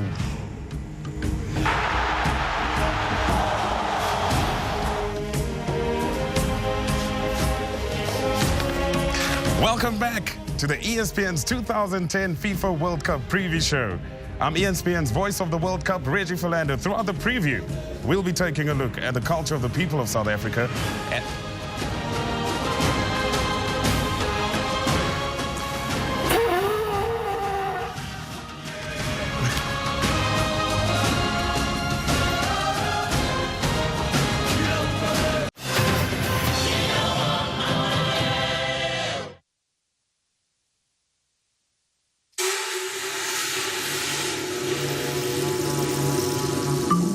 The need to compete is neither west nor east, but central to the search for meaning. In South Africa, as it is everywhere, for everyone. Where there is no grass, there is still fire. Rugabolo began in the streets. Local teams, 5-on-5, for bragging rights. A taste of glory. Where there is no playing field, there is still play.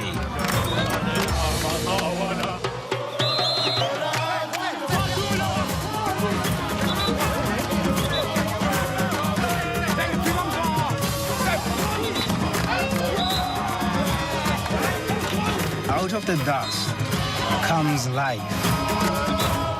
Rugabolo. A little bit of the setting here, and without question, it will be the day that South African sport will never forget. And then the result, and then it could change everything. 9:25 a.m. Eastern. Mark the time promptly, 6:25 on the West Coast. Get up early. You want to be with us exactly at that moment as we set the scene. And then what a scene it will be inside Soccer City right across the way here in Johannesburg. South Africa and Mexico, game 1 of 64. And the champion will be crowned in that very stadium exactly 1 month later. Speaking of champions, 4 years ago, remember, it comes down to penalty kicks and the Italians win the World Cup. And what a special moment it was in Germany to take the victory lap in 2006. The defending champions, Italy, will start their quest to do something that's only been done twice in the 18 World Cups. Repeat as champ. They'll do it in the western part of this country, in Cape Town. That beautiful setting you saw earlier when we were speaking with Jurgen Klinsmann. And Steve McManaman's with me now. Steve, let's talk about Italy and their chances. I'll be honest with you. Living in Michigan, I've got a buddy who's a great fan of Italy. And he's so concerned because he said, we got all the same guys. Yes. Is the Italian side too old to defend this World Cup title? I think in answer to yourself, in answer to Reggie before, I certainly think so. You see a lot of those players. These are key players still. You see them lift the trophy 4 years ago. Wonderful players in their day. Is time finally catching up? And unfortunately for Italy, I think it is. That's right. You talk about Buffon, and Cannavaro, and Gattuso, and Pirlo, and Zambrotta. All players who were there against France in 2006. You see them in the VT just then, Mike, lifting the World Cup. Wonderful trophy. Lippi's gone back to what he knows. He can trust these guys. Right. Can they do it again? Now, Cannavaro, I want you to show me, is he specifically still good enough? I think you see the ESPN access there. He's looking around. It's a great pass, don't get me wrong, but you see he's very flat-footed. He's through. Can he catch him? He's 36 years of age. Right. He's lost a yard of pace from what he was 4 years ago. Look at him trying to get back. I mean, as I said, we're talking about, in the past, one of the world players of the year. Wonderful, wonderful player in his time. He's had a less than consistent year with Juventus. Next year he's going to go to the Middle East to play, so you can see he's coming to the end of his career. Right, time to go someplace you can get the money. 2006 FIFA Player of the Year. He's got enough. All right, here's the reality. This is not the toughest group by any stretch of the imagination. So getting out of group play you think will be fine. How far will they go? Yeah, I think if it was any other apart from this group, they might struggle. I can see them getting through. Unfortunately, with what they have, quarterfinals, I think, and they'll be out. Okay, we'll keep an eye on that. More conversation on this group. Back over to Chris and company. Yeah, Mike, thanks. The Italians, frankly, were giggling at home when they saw the draw for this group. They don't know much about Paraguay, New Zealand, and Slovakia, but they know that they should win, aging Azzurri or not. What do you make of the statement that Marcello Lippi says it's only a month long, this tournament, so you can't be too old for it. My guys can rally for a month. If they're lucky, it's a month long. I mean, this appears to be on paper a waltz for Italy, but you know, they tend to start their campaigns very slowly. Could it happen again? Well, I feel New Zealand, they are probably in a different level. But the other three, I think Italy, if they underestimate the power of Paraguay and Slovakia, especially Slovakia with a lot of energy, good young quality players if you want. I think Italy, in my eyes, they're going to really struggle to get through. Andrea Pirlo is going to be out for the first 2, possibly 3 games of the calf injury, but he's meant so much to Italy in the past as a distributor of the set pieces in the midfield. They keep on the 23, even though he may not be able to go. Yeah, and he's such a huge part of that midfield. He's the connection between everybody, and he gets in this rhythm, and the entire team gets in that rhythm.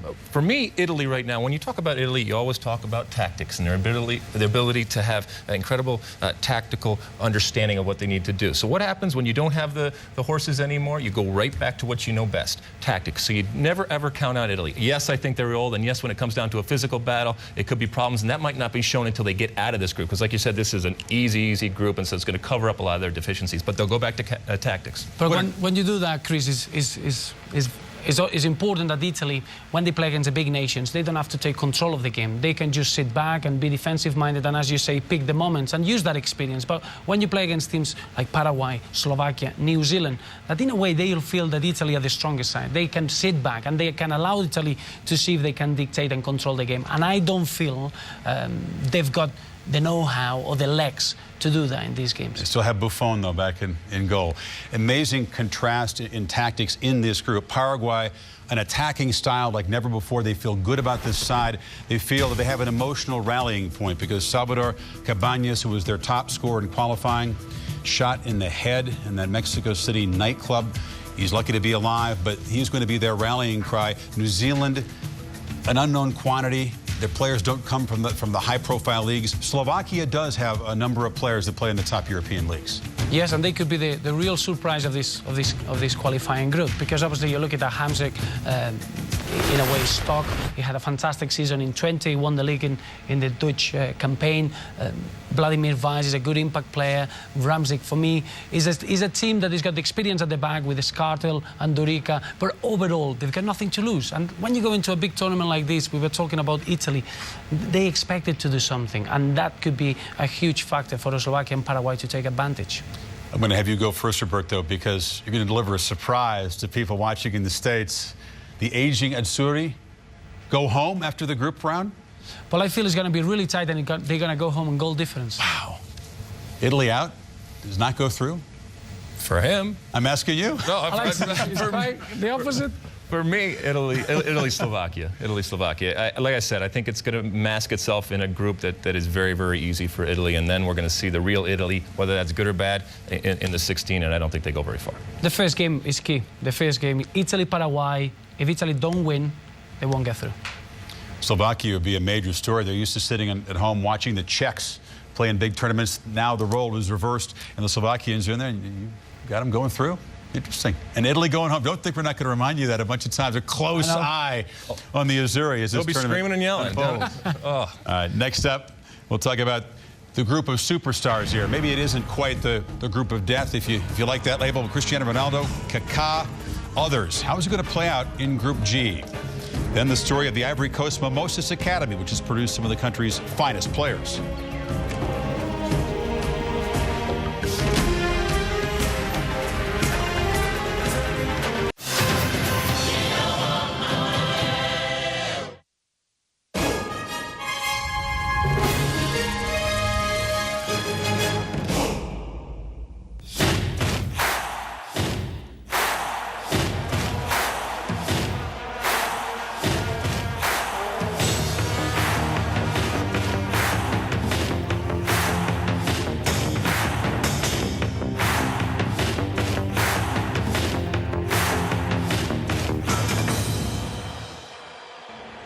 Wow, Group G, the group of death. Why? So many great individual talents. Let's put one in our center circle now, and it's that guy, Kaká. Along for the ride as Brazil won it all in 2002. In 2006, part of the Magic Quartet that opened eyes with their great style, but did not come away with the ultimate prize. He's in the prime of his career. In 2010, his time to shine. But what makes Kaká so good? Time to open the EA Sports virtual playbook. To do that, Alexi Lalas on his visit to ESPN's Wide World of Sports at the Walt Disney World Resort. Today on the EA Virtual Playbook, we take a look at Brazil's Kaká. This is a player with skill, speed, and incredible poise on the ball. In short, he's an attacking machine. Now, he loves to drift all over the field, but he starts a lot of his runs in the midfield. In this play, he finds himself out on the left-hand side and then cuts inside to his right foot. His change of pace is crucial as he transitions from a complete stop to a full sprint, cutting inside and creating a vital separation. He's got that skill and confidence to hit a shot from distance when he has time and space. Fact is, good shot placement, good power, keeper doesn't have a chance. When you talk about Kaká, you're talking about one of the best players in the world playing on one of the best teams in the world. When the ball's at this guy's feet, good things happen. And it's not just Kaká, obviously Robinho along with him. Are they the Pelé and Garrincha of this generation? Well, since Dunga took over in 2006, Brazil, when these two are together, undefeated in the 31 games they both have played. They're also undefeated when either one scores a goal. It's part of the power in this group. Brazil, of course, the global team, everybody's second favorite team. They've proven they can win in Europe and South America, North America, Asia, and now can they make it 6 World Cup titles with the first visit from the tournament here to Africa. North Korea, a mystery team, appears to be way over its head. Ivory Coast to be referred to as Côte d'Ivoire, the French name. You'll see CIV on the FIFA graphics. And, of course, Portugal, which one time had Brazil as a colony. They share a language. And they share a group. In Portugal, navigating a very difficult campaign. They started off very poorly. Cristiano Ronaldo was injured for much of it, but they finished strong. More on them in a second. And now more on Brazil and the tremendous depth of talent that the Dunga has to work with. Yeah, I'm studying Kaká and Robinho. Both of them had really indifferent club form this year, but they seem happier when they put the goal shirt on of Brazil. I'm expecting big things. They look strong at the back. They're scoring goals. We expect them to go very far. Are they scoring enough goals? Because in Brazil, you have to win big, and you have to win with style. And Dunga was the captain of the '94 World Cup winning team, a scoreless draw in the final in the Rose Bowl, and they were unloved at home. They want to see goals, and they're worried that as a coach, it may be more of the same. Dunga is kind of this anti-Brazilian Brazilian, and they look at him and says, this is not how Brazil thinks, and this is not how Brazil plays. But this is a good Brazil team, and it's solid. And Dunga recognizes that having a structure is important, even for Brazil having a structure. You know, he certainly, when you've played a certain position in a certain way for a long time, you incorporate that into your style of coaching. It's not enough to win the World Cup. It's how you win the World Cup for a lot of Brazilians. And the way that they look at Dunga, it's, maybe not. You can understand it. I think when you are favourite and then you get the talent that they've got, you expect that. Not just winning, it's just you need to win it with style. But Brazil, the squad and the manager, I think the tactical awareness of Dunga is going to be vital for Brazil to win a World Cup. I know that the fans, they want to see an open attacking football, but you need to win games first, and he knows how to do that. Fans who play Fantasy World Cup, is Luis Fabiano going to be the Golden Boot winner? Is he the kind of finisher? Well, certainly he's had another great season. I mean, we talk about them going forward. I still think that I differ a little bit with Lexi. I still think that they will play the Brazilian way and they will score lots of goals. I think he said it right. The structure of the team has changed a little bit, so they're not free-flowing and they're not just running all over the place. So I expect them to play well. I expect Fabiano to score. I expect Robinho and Kaká to shine. And as I said before, I expect them to really light up this tournament. What about Cristiano Ronaldo? He's perhaps the stage is set for him to have a big World Cup. He has never delivered for Portugal quite the same way as he has for his club. He's been out injured. They had a troubled campaign, but then a 10-game unbeaten streak. He got a little bit healthy near the end of it, and they were hard to score on. They had a hard time scoring themselves, though. Yeah, and Cristiano himself has struggled since he's become captain. He's really felt the weight of goal scoring. He had a wonderful season this year with Real Madrid. Missed a part of it and Real Madrid suffered, but when he was back, all he did was score goals, and he was Real Madrid's talisman. When you compare him with Kaká, Cristiano was incredible and Kaká struggled. And you know, when you talk about Ronaldo, this is one of the greatest players in the world. But integrating him into a team, you know, we talked about this with Messi, and Roberto understands that sometimes just because it's a good player doesn't necessarily mean that he fits into the team system. And I'm not saying they don't play with him, but understanding how that player plays, and especially some of these big players that play for very good club teams, the reality is that those club teams, in a lot of cases, are better than their national teams. So it's almost a step down when they get to these teams, and they feel they have to do everything in order to have this team win. Another superstar in this group, Didier Drogba of the Ivory Coast. He fractures his arm in a friendly. He immediately goes to tears and thinks his World Cup is over. Doctors say, wait a second, let's do some surgery on the arm, and now that arm will be protected by a cast, and they're just on pins and needles to see if Drogba can somehow be ready because the Ivory Coast takes on Portugal in the opening game. It's a crucial game for both teams' chances. Well, it is, and it's a real shame because you feel with a fit Didier Drogba, Ivory Coast, they really had a real chance in this World Cup. You're looking at players in the right areas in the pitch with good experience, but Didier Drogba, even if he's going to be on the pitch, he's going to be good influence, but he cannot be 100% when you got a plaster, when you got the opposition know that you got a little injury in that area. But don't forget Arunadin Dan, Salomon Kalou, the Toure brothers. You've got a team that now is ready, and obviously Eriksen with his experience is going to bring that team together. You just feel that Didier Drogba's injury arrived at the wrong time. I think what's another important point is that Drogba is going to face some of his Chelsea teammates. Brazil, he's going to face Alex, who's going to mark him. He's going to face Ricardo Carvalho, again a Chelsea teammate for Portugal. How are they going to treat him? Are they going to be friendly? Are they going to treat him like as if someone who's got a bad arm, or are they going to be hitting him? I know what I'd be doing. If they don't get hurt. As a Chelsea supporter, every player for Chelsea is getting hurt before the World Cup here. And then you got North Korea. It's just their second World Cup, and they were back in '66. They shocked Italy. It was such a bad loss for the Italians. They got pelted with rotten tomatoes when they got back home. And I'll tell you, North Korea is not backing down from the heavyweights in this group. Jong Tae-se says he guarantees he'll score a goal in each of the three group games. And North Korea will go through behind Brazil. He's got him going through behind Brazil. That's bravado from a striker. Well, I need to sign this player. That's what you want. That's what you want, that team. But it's quite clear North Korea, they'll be full of enthusiasm, full of energy. Individually, they'll be ready. But you're looking at Brazil, and in my eyes, Ivory Coast, probably they'll get above Portugal. I'm going to flip it round. I'm going to go for Brazil and Portugal. And Brazil, Ivory Coast. Okay, even without Drogba, or do you expect him to make a miraculous I expect return? him to come back, but I also kind of look at it in terms of how Germany, where just because he's a big player, it doesn't mean that the others can't take a little part of that and everybody kind of rises to the occasion. Certainly this continent watching and hoping that some team, Ivory Coast, Nigeria, rises to the occasion. We'll talk about a couple of African teams still ahead. Bob? That's very true, Chris. You feel a palpable sense of continental pride here in South Africa. This is the first FIFA World Cup held on the African continent. A great sense of pride and hope in all 6 of the African teams that they can advance and go deep into this tournament. And certainly for the last generation, African soccer players have moved on to Europe and made their fame and fortune there. But all too often here in Africa, poverty and disease can short-circuit the hopes of young soccer players. Chris Connolly takes us to a place in the Ivory Coast where the promise of soccer and a better life is there for players desperate for that opportunity. Within the slums of Abobo in the Ivory Coast, these desperately poor children must forage for survival, scouring this trash heap for anything they might use or sell, while alongside it, they play the beautiful game. For if they are good enough, if someone sees them, they might someday play some 15 miles down the road. Here.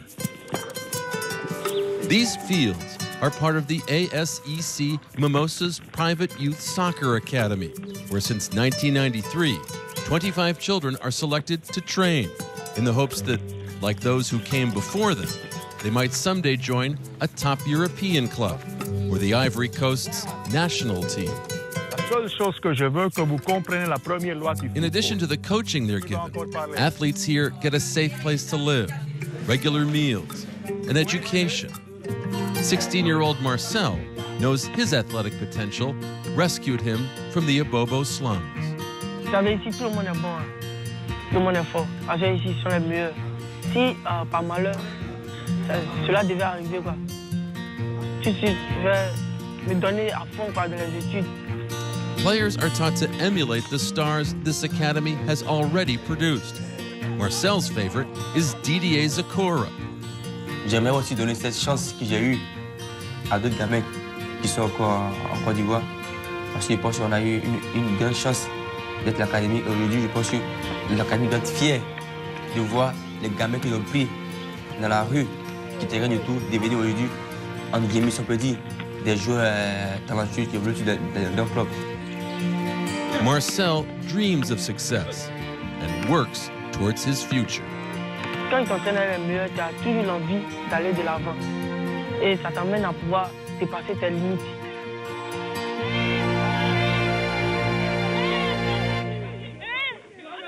Well, the soccer and the social impact. 8 of the 23 in the Côte d'Ivoire's team come out of that academy, all 8 playing professionally in either England or Spain or France or Germany, and all 8 of these players finishing in the top 6 in their leagues this season.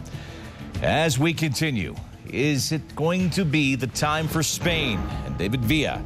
The Spanish have never hosted this trophy. No one denies they may have the most talent. Will that be enough to leave from Joburg with the championship?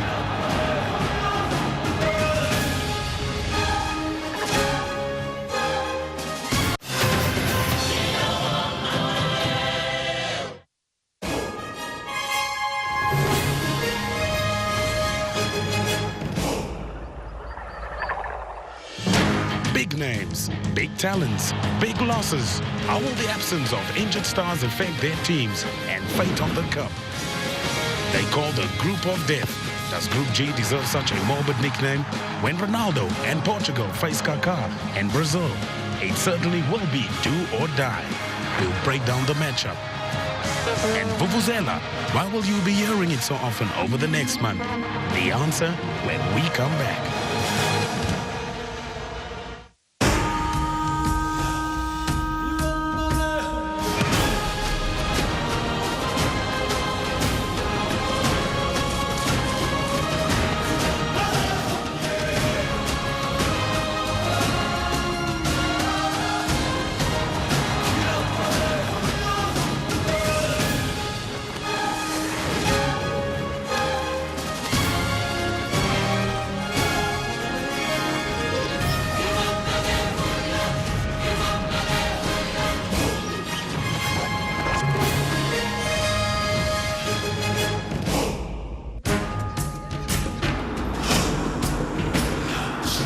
Cup preview from Johannesburg continues. Soccer City, designed to represent a hollowed-out gourd used for cooking. Those are holes in the facade. The light shines through at night, and it looks beautiful. And it is so hard to put into words the sense of anticipation, excitement, hope, anxiety surrounding the team they call Bafana Bafana, the host team against Mexico, less than 24 hours inside that beautiful Soccer City Stadium, and then the whole frenzied party for a month begins. It's been about a half century since the team has broken through and won the World Cup for the first time away from home. Can Spain do it? We'll have more on that in just a second. The American team is headquartered just about an hour's drive from here, and about 2 hours from here in Rustenburg, the campaign will open up against England. Good news on the injury front. Josie Altidore from Jersey, who's been nursing that sore ankle. The star striker for the U.S. at age 20 appears to be ready to go. Maybe not quite 100%, but he says he is fit to play 90 minutes against England. Doesn't mean Bradley will play 90 minutes. He just says he's fit. Oguchi Onyewa has not gone the distance since October. A very serious knee injury. His fitness has been in question. He's looked rusty and not quite fit in some of the two-night games. And he says he's improved a lot since the team has gotten here to South Africa. He says he's ready to go. Now, his neighbor on the back line, Carlos Bocanegra, the captain of the U.S. team, had a sports hernia injury. He also says his rehab has been going very well. His injury has been a little quieter on the news front, but he also says he is ready to go. So good news for the Americans heading into the England game. The odds makers say that Spain's going to break through. Mike, what do you think? What does Alexi think? Yeah, let's find out, Chris, because Spain is the betting favorite in England. The two English books. In the U.S., they're second behind Brazil. But, Alexi, I want to talk about the talent on this Spanish team because they have had the individual stars over the years. Finally broke through Euro 2008. And maybe this group, with the talent and the confidence of success, maybe, as Chris said, it is their time to break through. That's what everybody believes, that this is finally the group that's going to get over that hump. And with the experience that they have, with the incredible players they have, and with the way they've been playing over the past couple of years. We talked about earlier the dullness of the Greek team. Well, there is absolutely nothing dull. It's all beautiful. You don't even have to understand soccer to recognize it. Great individual stars, but more importantly, they play well together. In, out to the side, scoring goals with the head, scoring goals with the feet, whether it's a Fernando Torres, a David Villa, Xavi, Iniesta in the midfield. It just goes on and on and on. And actually, I think their defense is something that doesn't get a lot of attention because their defense starts their attack, their ability to win balls back there. So every single position a superstar, but more importantly, all of those superstars playing well together. And you talked about Villa and Torres and Iniesta. I want to get an update here for you on Andres Iniesta as they were playing in a pre-tournament match, a friendly. An injury to Iniesta had caused a little bit of concern for Spain. However, the good news is the thigh injury, a thigh injury that had bothered him during the club season, The indications now are that will not hold him back. So that's one of the injuries. You have Villa and Torres, who are fine, but Iniesta's injury, a little bit of a concern. How far do you think this team can go? You want me to give my prediction for at the end? Because everyone says they're going to win it. I'm not going to give my prediction yet. Okay, it's fine. Okay, but I think they can go. I think they can go pretty far, and I think they are worth the attention that they get. Do you have one question about this team?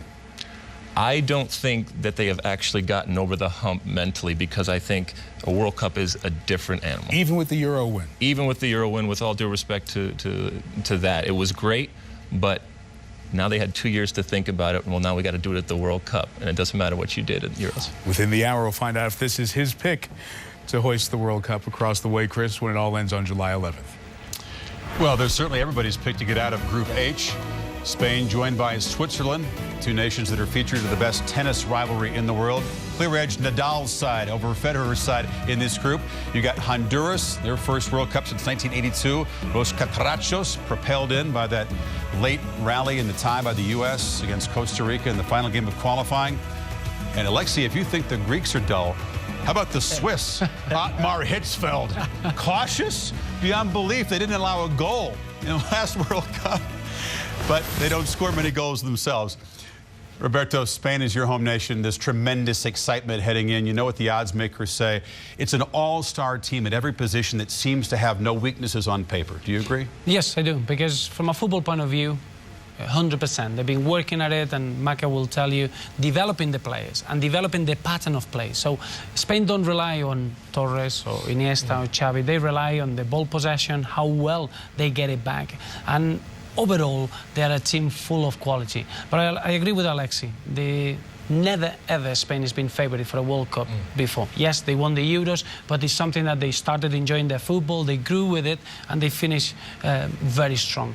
Now it's completely different. There'll be key moments during games that you need to use that know-how, that experience, that solution that Germany, Italy, and Brazil always find out. Spain, that's a question mark. From a football point of view, Chris and Maka, we can speak all day. They're on a different level. We can eulogise them all day long. They've got the best players, they're playing in the top leagues, they're playing the best football, they're scoring the most goals.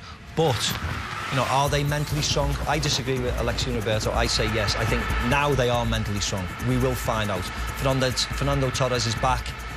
He's missed the last couple of months of the season. Will he come back refreshed? He scored the other day on his international debut as such, when he's back in the team for such a long time. They're full of confidence. They seem to be united. Even the clicks with the Barcelona players. Which has long been a problem, right? Of course. They haven't always come together. It has been in the past. It has been in the past. But now, Roberto, you think they are together.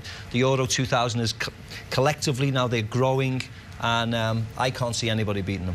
Interesting group, besides those defensive Swiss who have an injury concern. Alexander Frey, their top striker, limping in here with an injury that may rule him out. Chile, with El Loco, the Argentine coach there. Yeah. Attack, Roberto. Interesting team. Well, they are. I think Marcelo Bielsa has got a clear idea how his team has to play, and he allows them to know. But it gives them belief. They played, I remember they played a friendly against Spain, and obviously Spain won 3-0. But for half an hour, they were really, really good. And they'll press them high, they'll be very energetic, and they got a great chance. But Honduras, if you want, Reinaldo Rueda is done a fantastic job. I just feel that they got as good as a chance as Switzerland and Chile to the second place. I mean, I think we have to remember, as much as Honduras just qualified, Chile qualified very comfortably, qualified very early on, and they could be the dark horses, as we said. Nobody's concentrating them. Everybody's talking about the Spanish, and Chile could come up and cause a little bit of a shock. Will they continue to attack? They gave up a lot of goals, 22 goals allowed on the 18 qualifying games, so the games involving Chile shouldn't be dull. Yeah, that's entertainment. We love it. As long as you can score more than the opposition. Exactly. Right. If you have Spain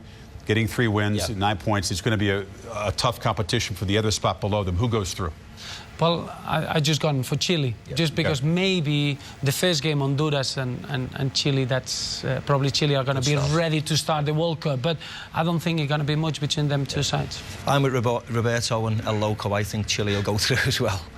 Well, Spain wants to be careful. You don't want to somehow stumble, finish second in the group.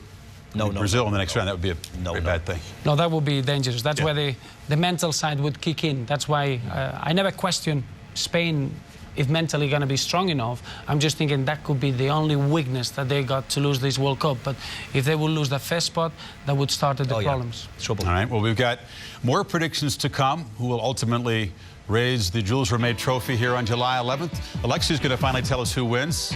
These guys are going to make bold predictions. Let's talk about the players that they most want to see during this World Cup at every position on the pitch as we continue from Johannesburg.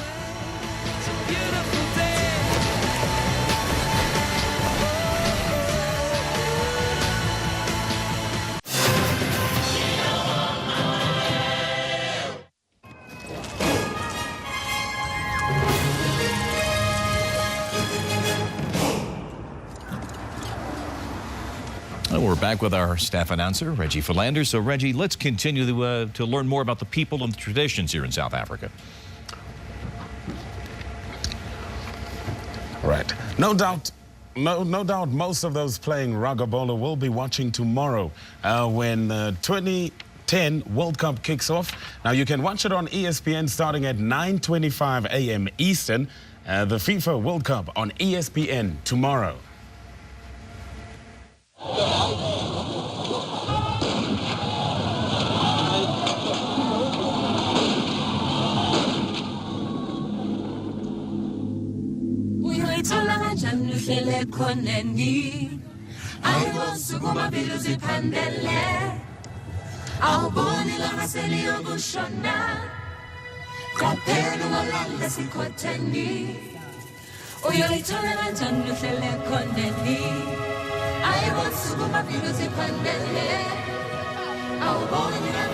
A place has no purpose, no mission, no goal in mind.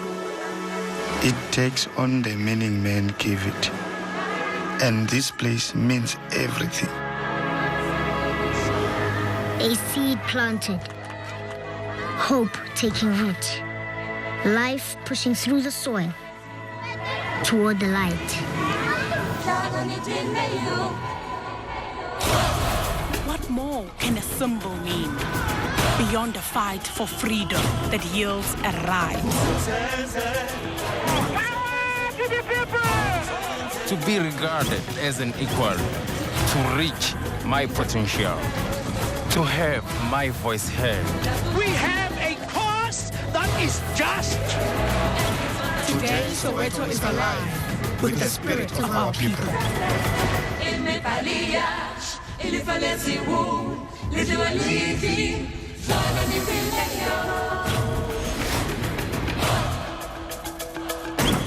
And those voices of South Africa raised in exultation and exhortation as the home nation, Bafana Bafana, South Africa and Mexico. It all begins Friday, 9:25 a.m.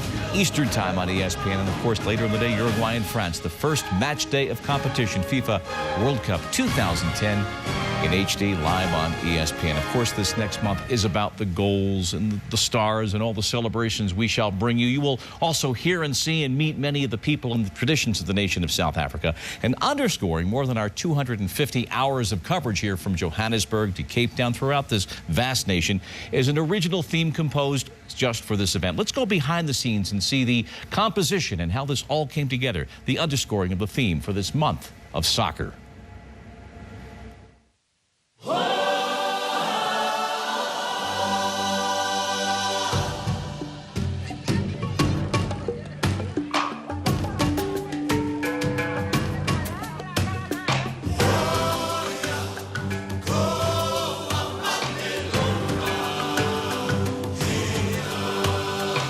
When ESPN called us, it was clear that their excitement about this project was very, very high. Our goals were to create a big event feel for the theme and overarching throughout the production to have authenticity toward Africa and just African music in general. The scale of this project was huge. We used musicians from all over the country and all over the world. We've been working on this for almost 2 years now, collecting music, researching, and getting ready. Strings, woodwinds, brass, vocals, percussion. Everything is in this music. And I think the thing that makes this project special is the melding of the two styles. We have the African influences, and we also have a full American orchestral influence. We're showing how two nations and two styles of music can come together for one goal.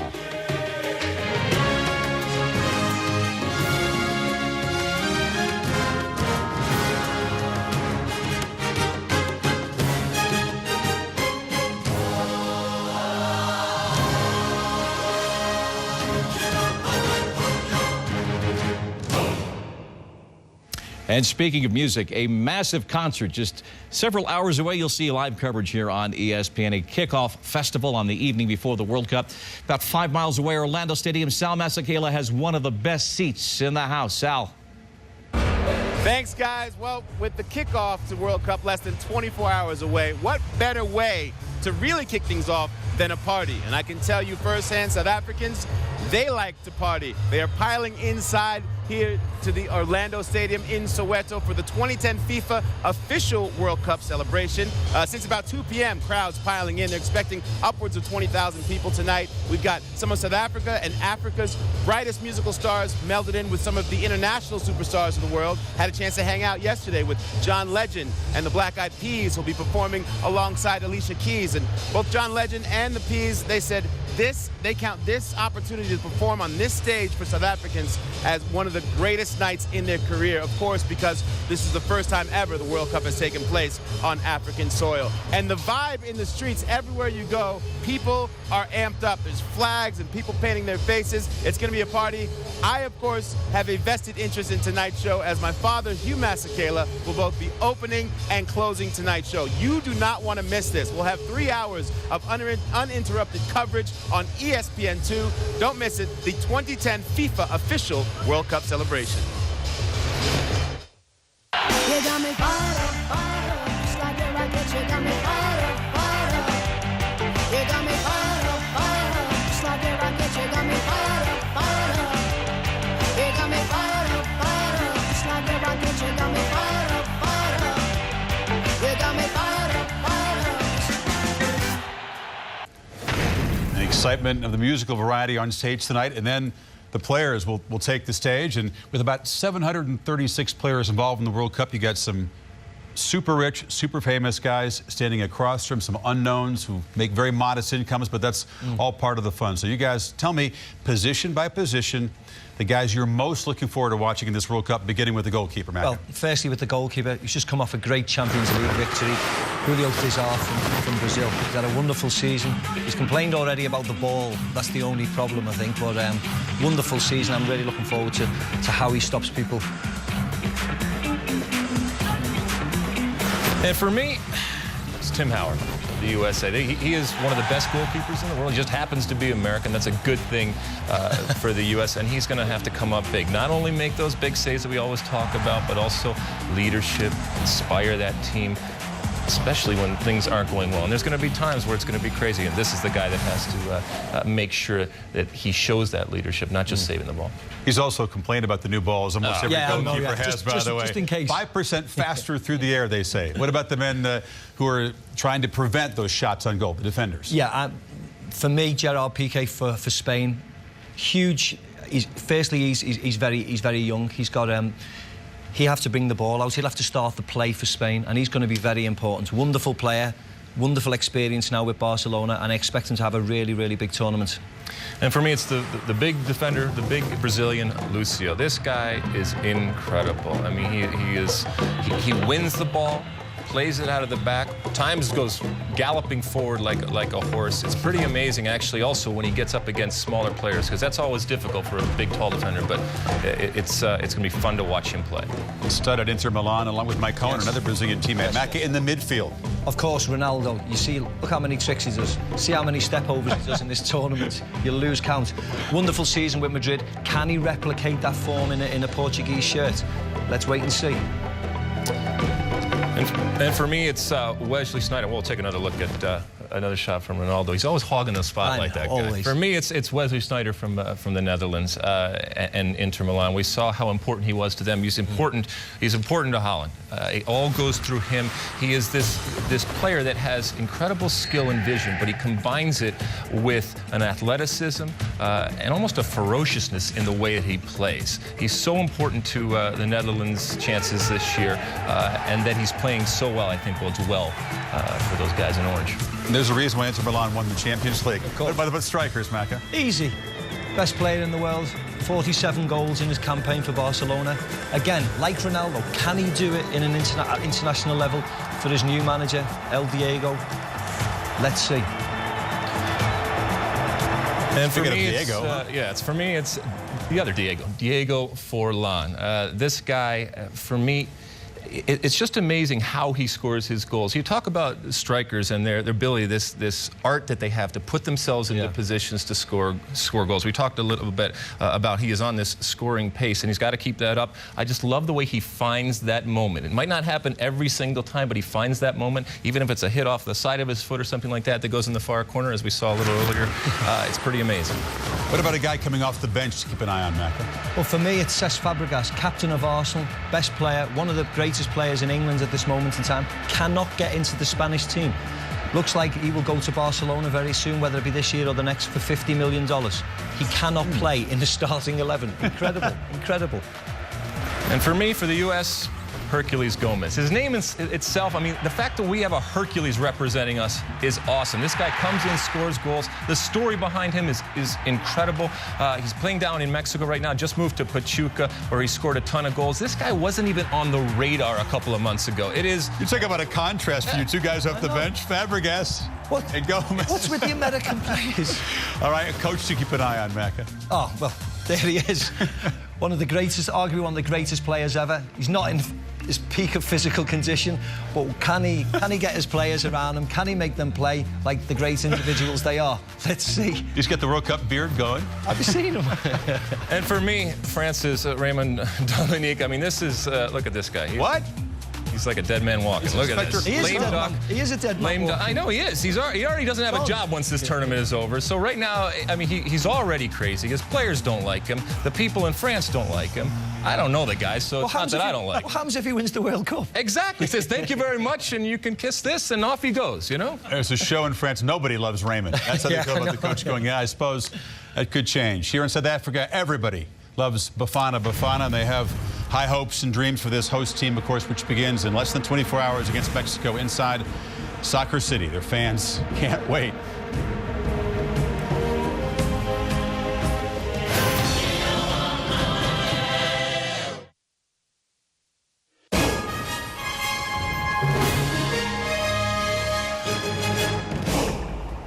Welcome back to Joburg.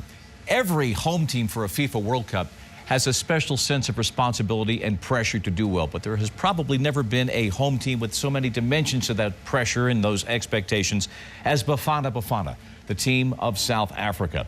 Carlos Alberto Pereira, their coach, he's brought now his sixth team to this World Cup, so he knows a little bit about preparing a team for the World Cup. Said today he was a little bit worried about the effect of yesterday's massive parade on his team. Maybe they should have been concentrating more, but he understands what this team means to the country. The captain of Bafana Bafana, Aaron Mokoena, talks about this moment in history and his role. I mean, it's been an honor already to be the captain of my country. I love playing for my country, you know. Leading my team against Mexico, that's going to be a big achievement. This is a big stage for me, and I really have to lead by example. But I'm looking forward to it. I'm so excited about it. The entire country is behind Bafana Bafana, and all you need is to relax and play. Do what you know how to do it best. My hands are itching to hold the cup and hand it over to him. Not a little bit of pressure being put on the captain there by the president of the station, Jacob Zuma. There are the fixtures, the schedule for Bafana Bafana. They will close with France. They open with Mexico, and Chris, of course, the maxim in a World Cup, get a result. If you lose that first match, you're behind the 8 ball. Yeah. Easy for a president to say relax and play. It'll be a much more relaxed side, as Bob indicated, if South Africa could get the 3 points against Mexico, defy what many people around the world think they will do. But there are high expectations here. Look at the chances of getting through, advancing. When you win the first match, 31 of 36, 86% go through. A draw, still better than 50-50 chance. If you come up empty, wow, 3 of 39 go through. Yeah, and it's a very difficult start for them. You know, we spoke before about Mexico. They've had a good preparation in our thoughts. They've travelled around, they played good opposition. South Africa haven't played the greatest opposition, but got the results. So whether they've got the confidence. What about the general importance of just getting through that first game, at least with a point? I think it's important for a young team like a South Africa. Back in '94 with the U.S. team, we got a point in the first game against Switzerland.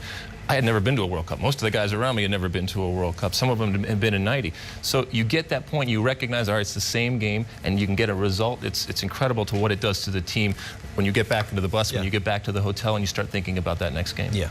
And if there's a shocking result from one of the heavyweights in the first round, you like their chances of regrouping better. Yeah, I mean, if we speak about England, I think a point would be fine, because ourselves and the USA team think that we can beat, you know, the respective teams in our group, so we should be fine. But you guys would be happy with it, I'm sure.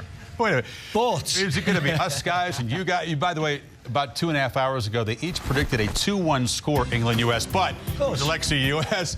Back at England, right? I mean, I'm being polite. I expect England to fully go out and win. Of course I am, but I'm being polite just because Alexi's sitting next to me. You mean you think it's going to be worse than 2-1 if you're being honest? Well, I hope it is, but I think I'll settle for a 2-1 victory. Objectivity in the press box. Oh, more predictions. Who will ultimately hoist the trophy? And who will be the sleeper team to keep an eye on? South Africa. And plus, a very special journey, father and son, around this great nation that's still ahead.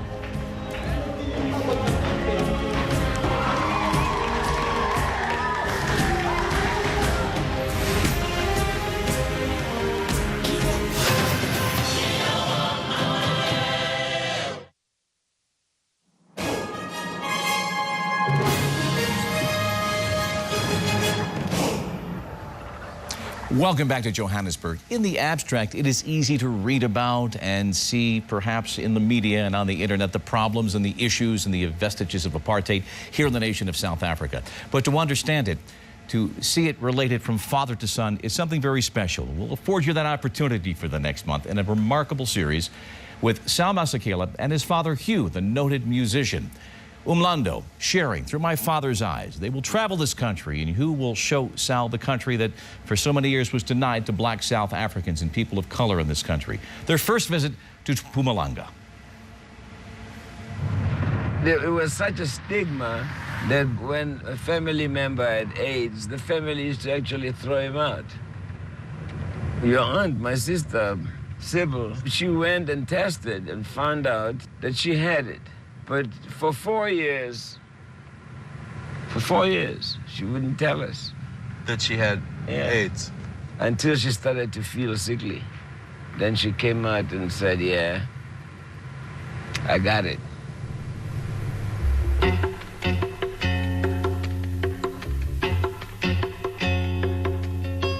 We're invited to a school in the devastated Nkomazi region where volunteers are using music to teach AIDS awareness and prevention.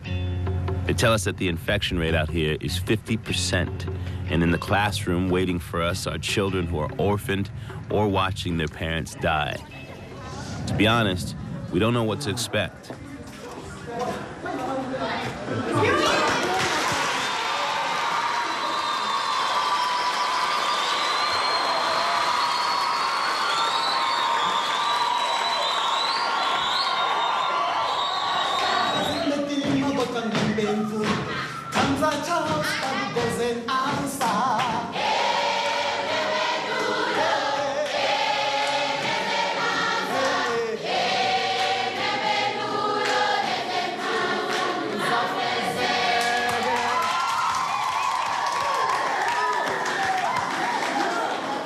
The class invites me to join in the song.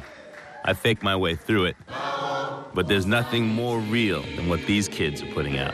Africans, realize the potential. The future is there in your hands. They say South Africa is alive.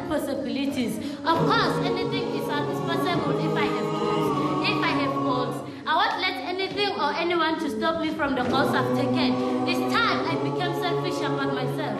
I won't let HIV, STIs, or peer pressure to destroy my life. I realize that instead of being a victim, I can be a leader for the next generation, like Nelson Mandela and Shuma Sikela. They achieved their goals. They're just like me. I just want to achieve my dreams like them.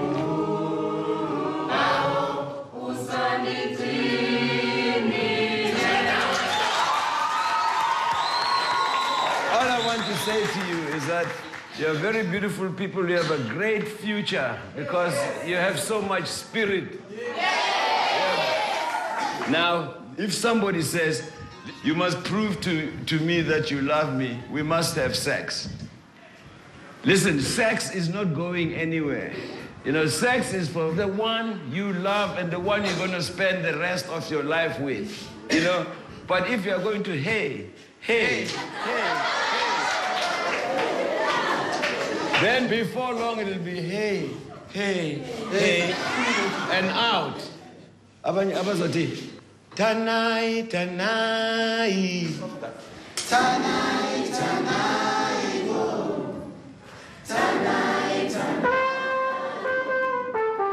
Tanai, tanai. Tanai, tanai. Tanai, tanai, go. Tanai,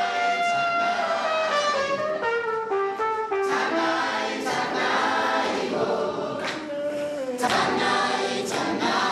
Agasacheva. Tanai, tanai. Ingavinchoni. Tanai, tanai. Lelele tanai, go. Tanai, tanai. Lelele tanai. Tanai, tanai. Tanai, tanai. Tanai, go. Tanai, go. Lelele tanai.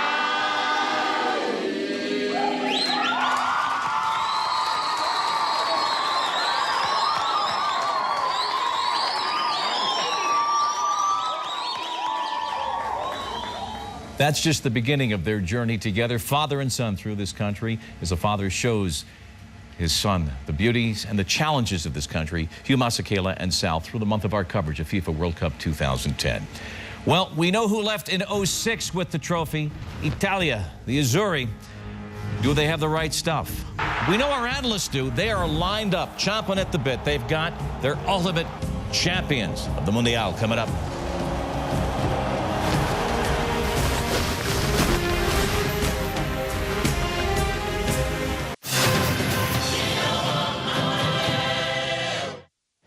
You're watching the 2010 FIFA World Cup preview. MLS Game of the Week, DC United and the Seattle Sounders collide on ESPN2 at 10 o'clock Eastern Time. Of course, soccer fans need to keep their eyes on the MLS and the World Cup. Soccer City after the opening game, South Africa and Mexico. Plenty of excitement. And I made this before. Explain yourself. I made it before. It was just You made it. It's a little bit big, but don't worry. The gel in my spare time will adhere it to your head. Oh, thank you very much. You and the gel. Yeah. It's all part of the culture, all part of the funny. I'm going to introduce you to a guy named Lee Corso who puts the hat on when he makes predictions in college football.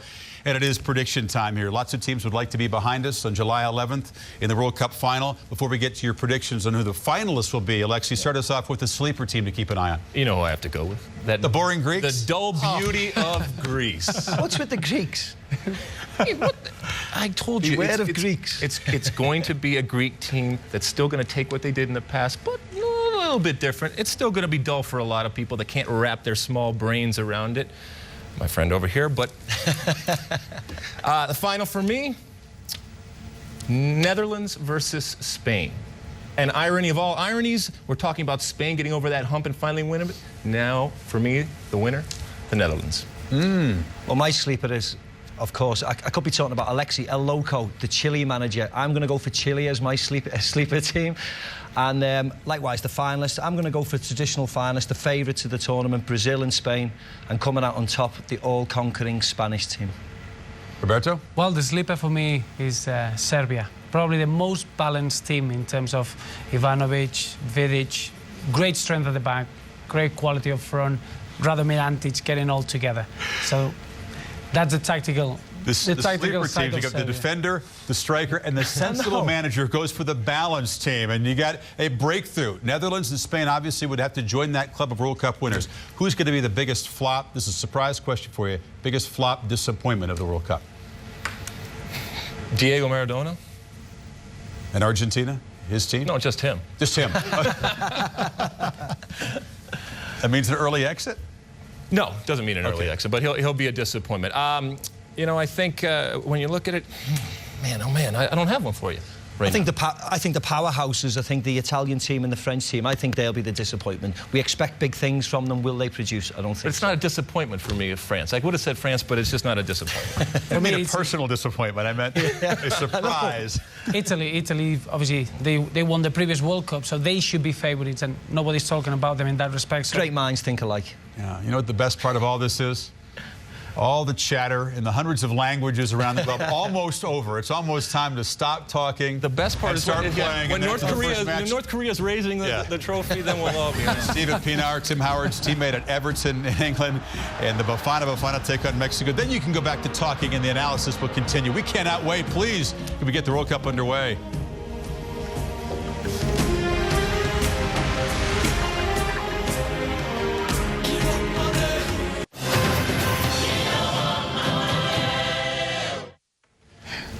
Still more talk. Team USA preview show as Macca and Alexia joined by John Harkes and Bob Lee. A full hour dissecting the chances. And then this wacky World Cup begins, and the stories will begin to unfold on the stadiums and the streets of South Africa all around the globe, where the streets have no names.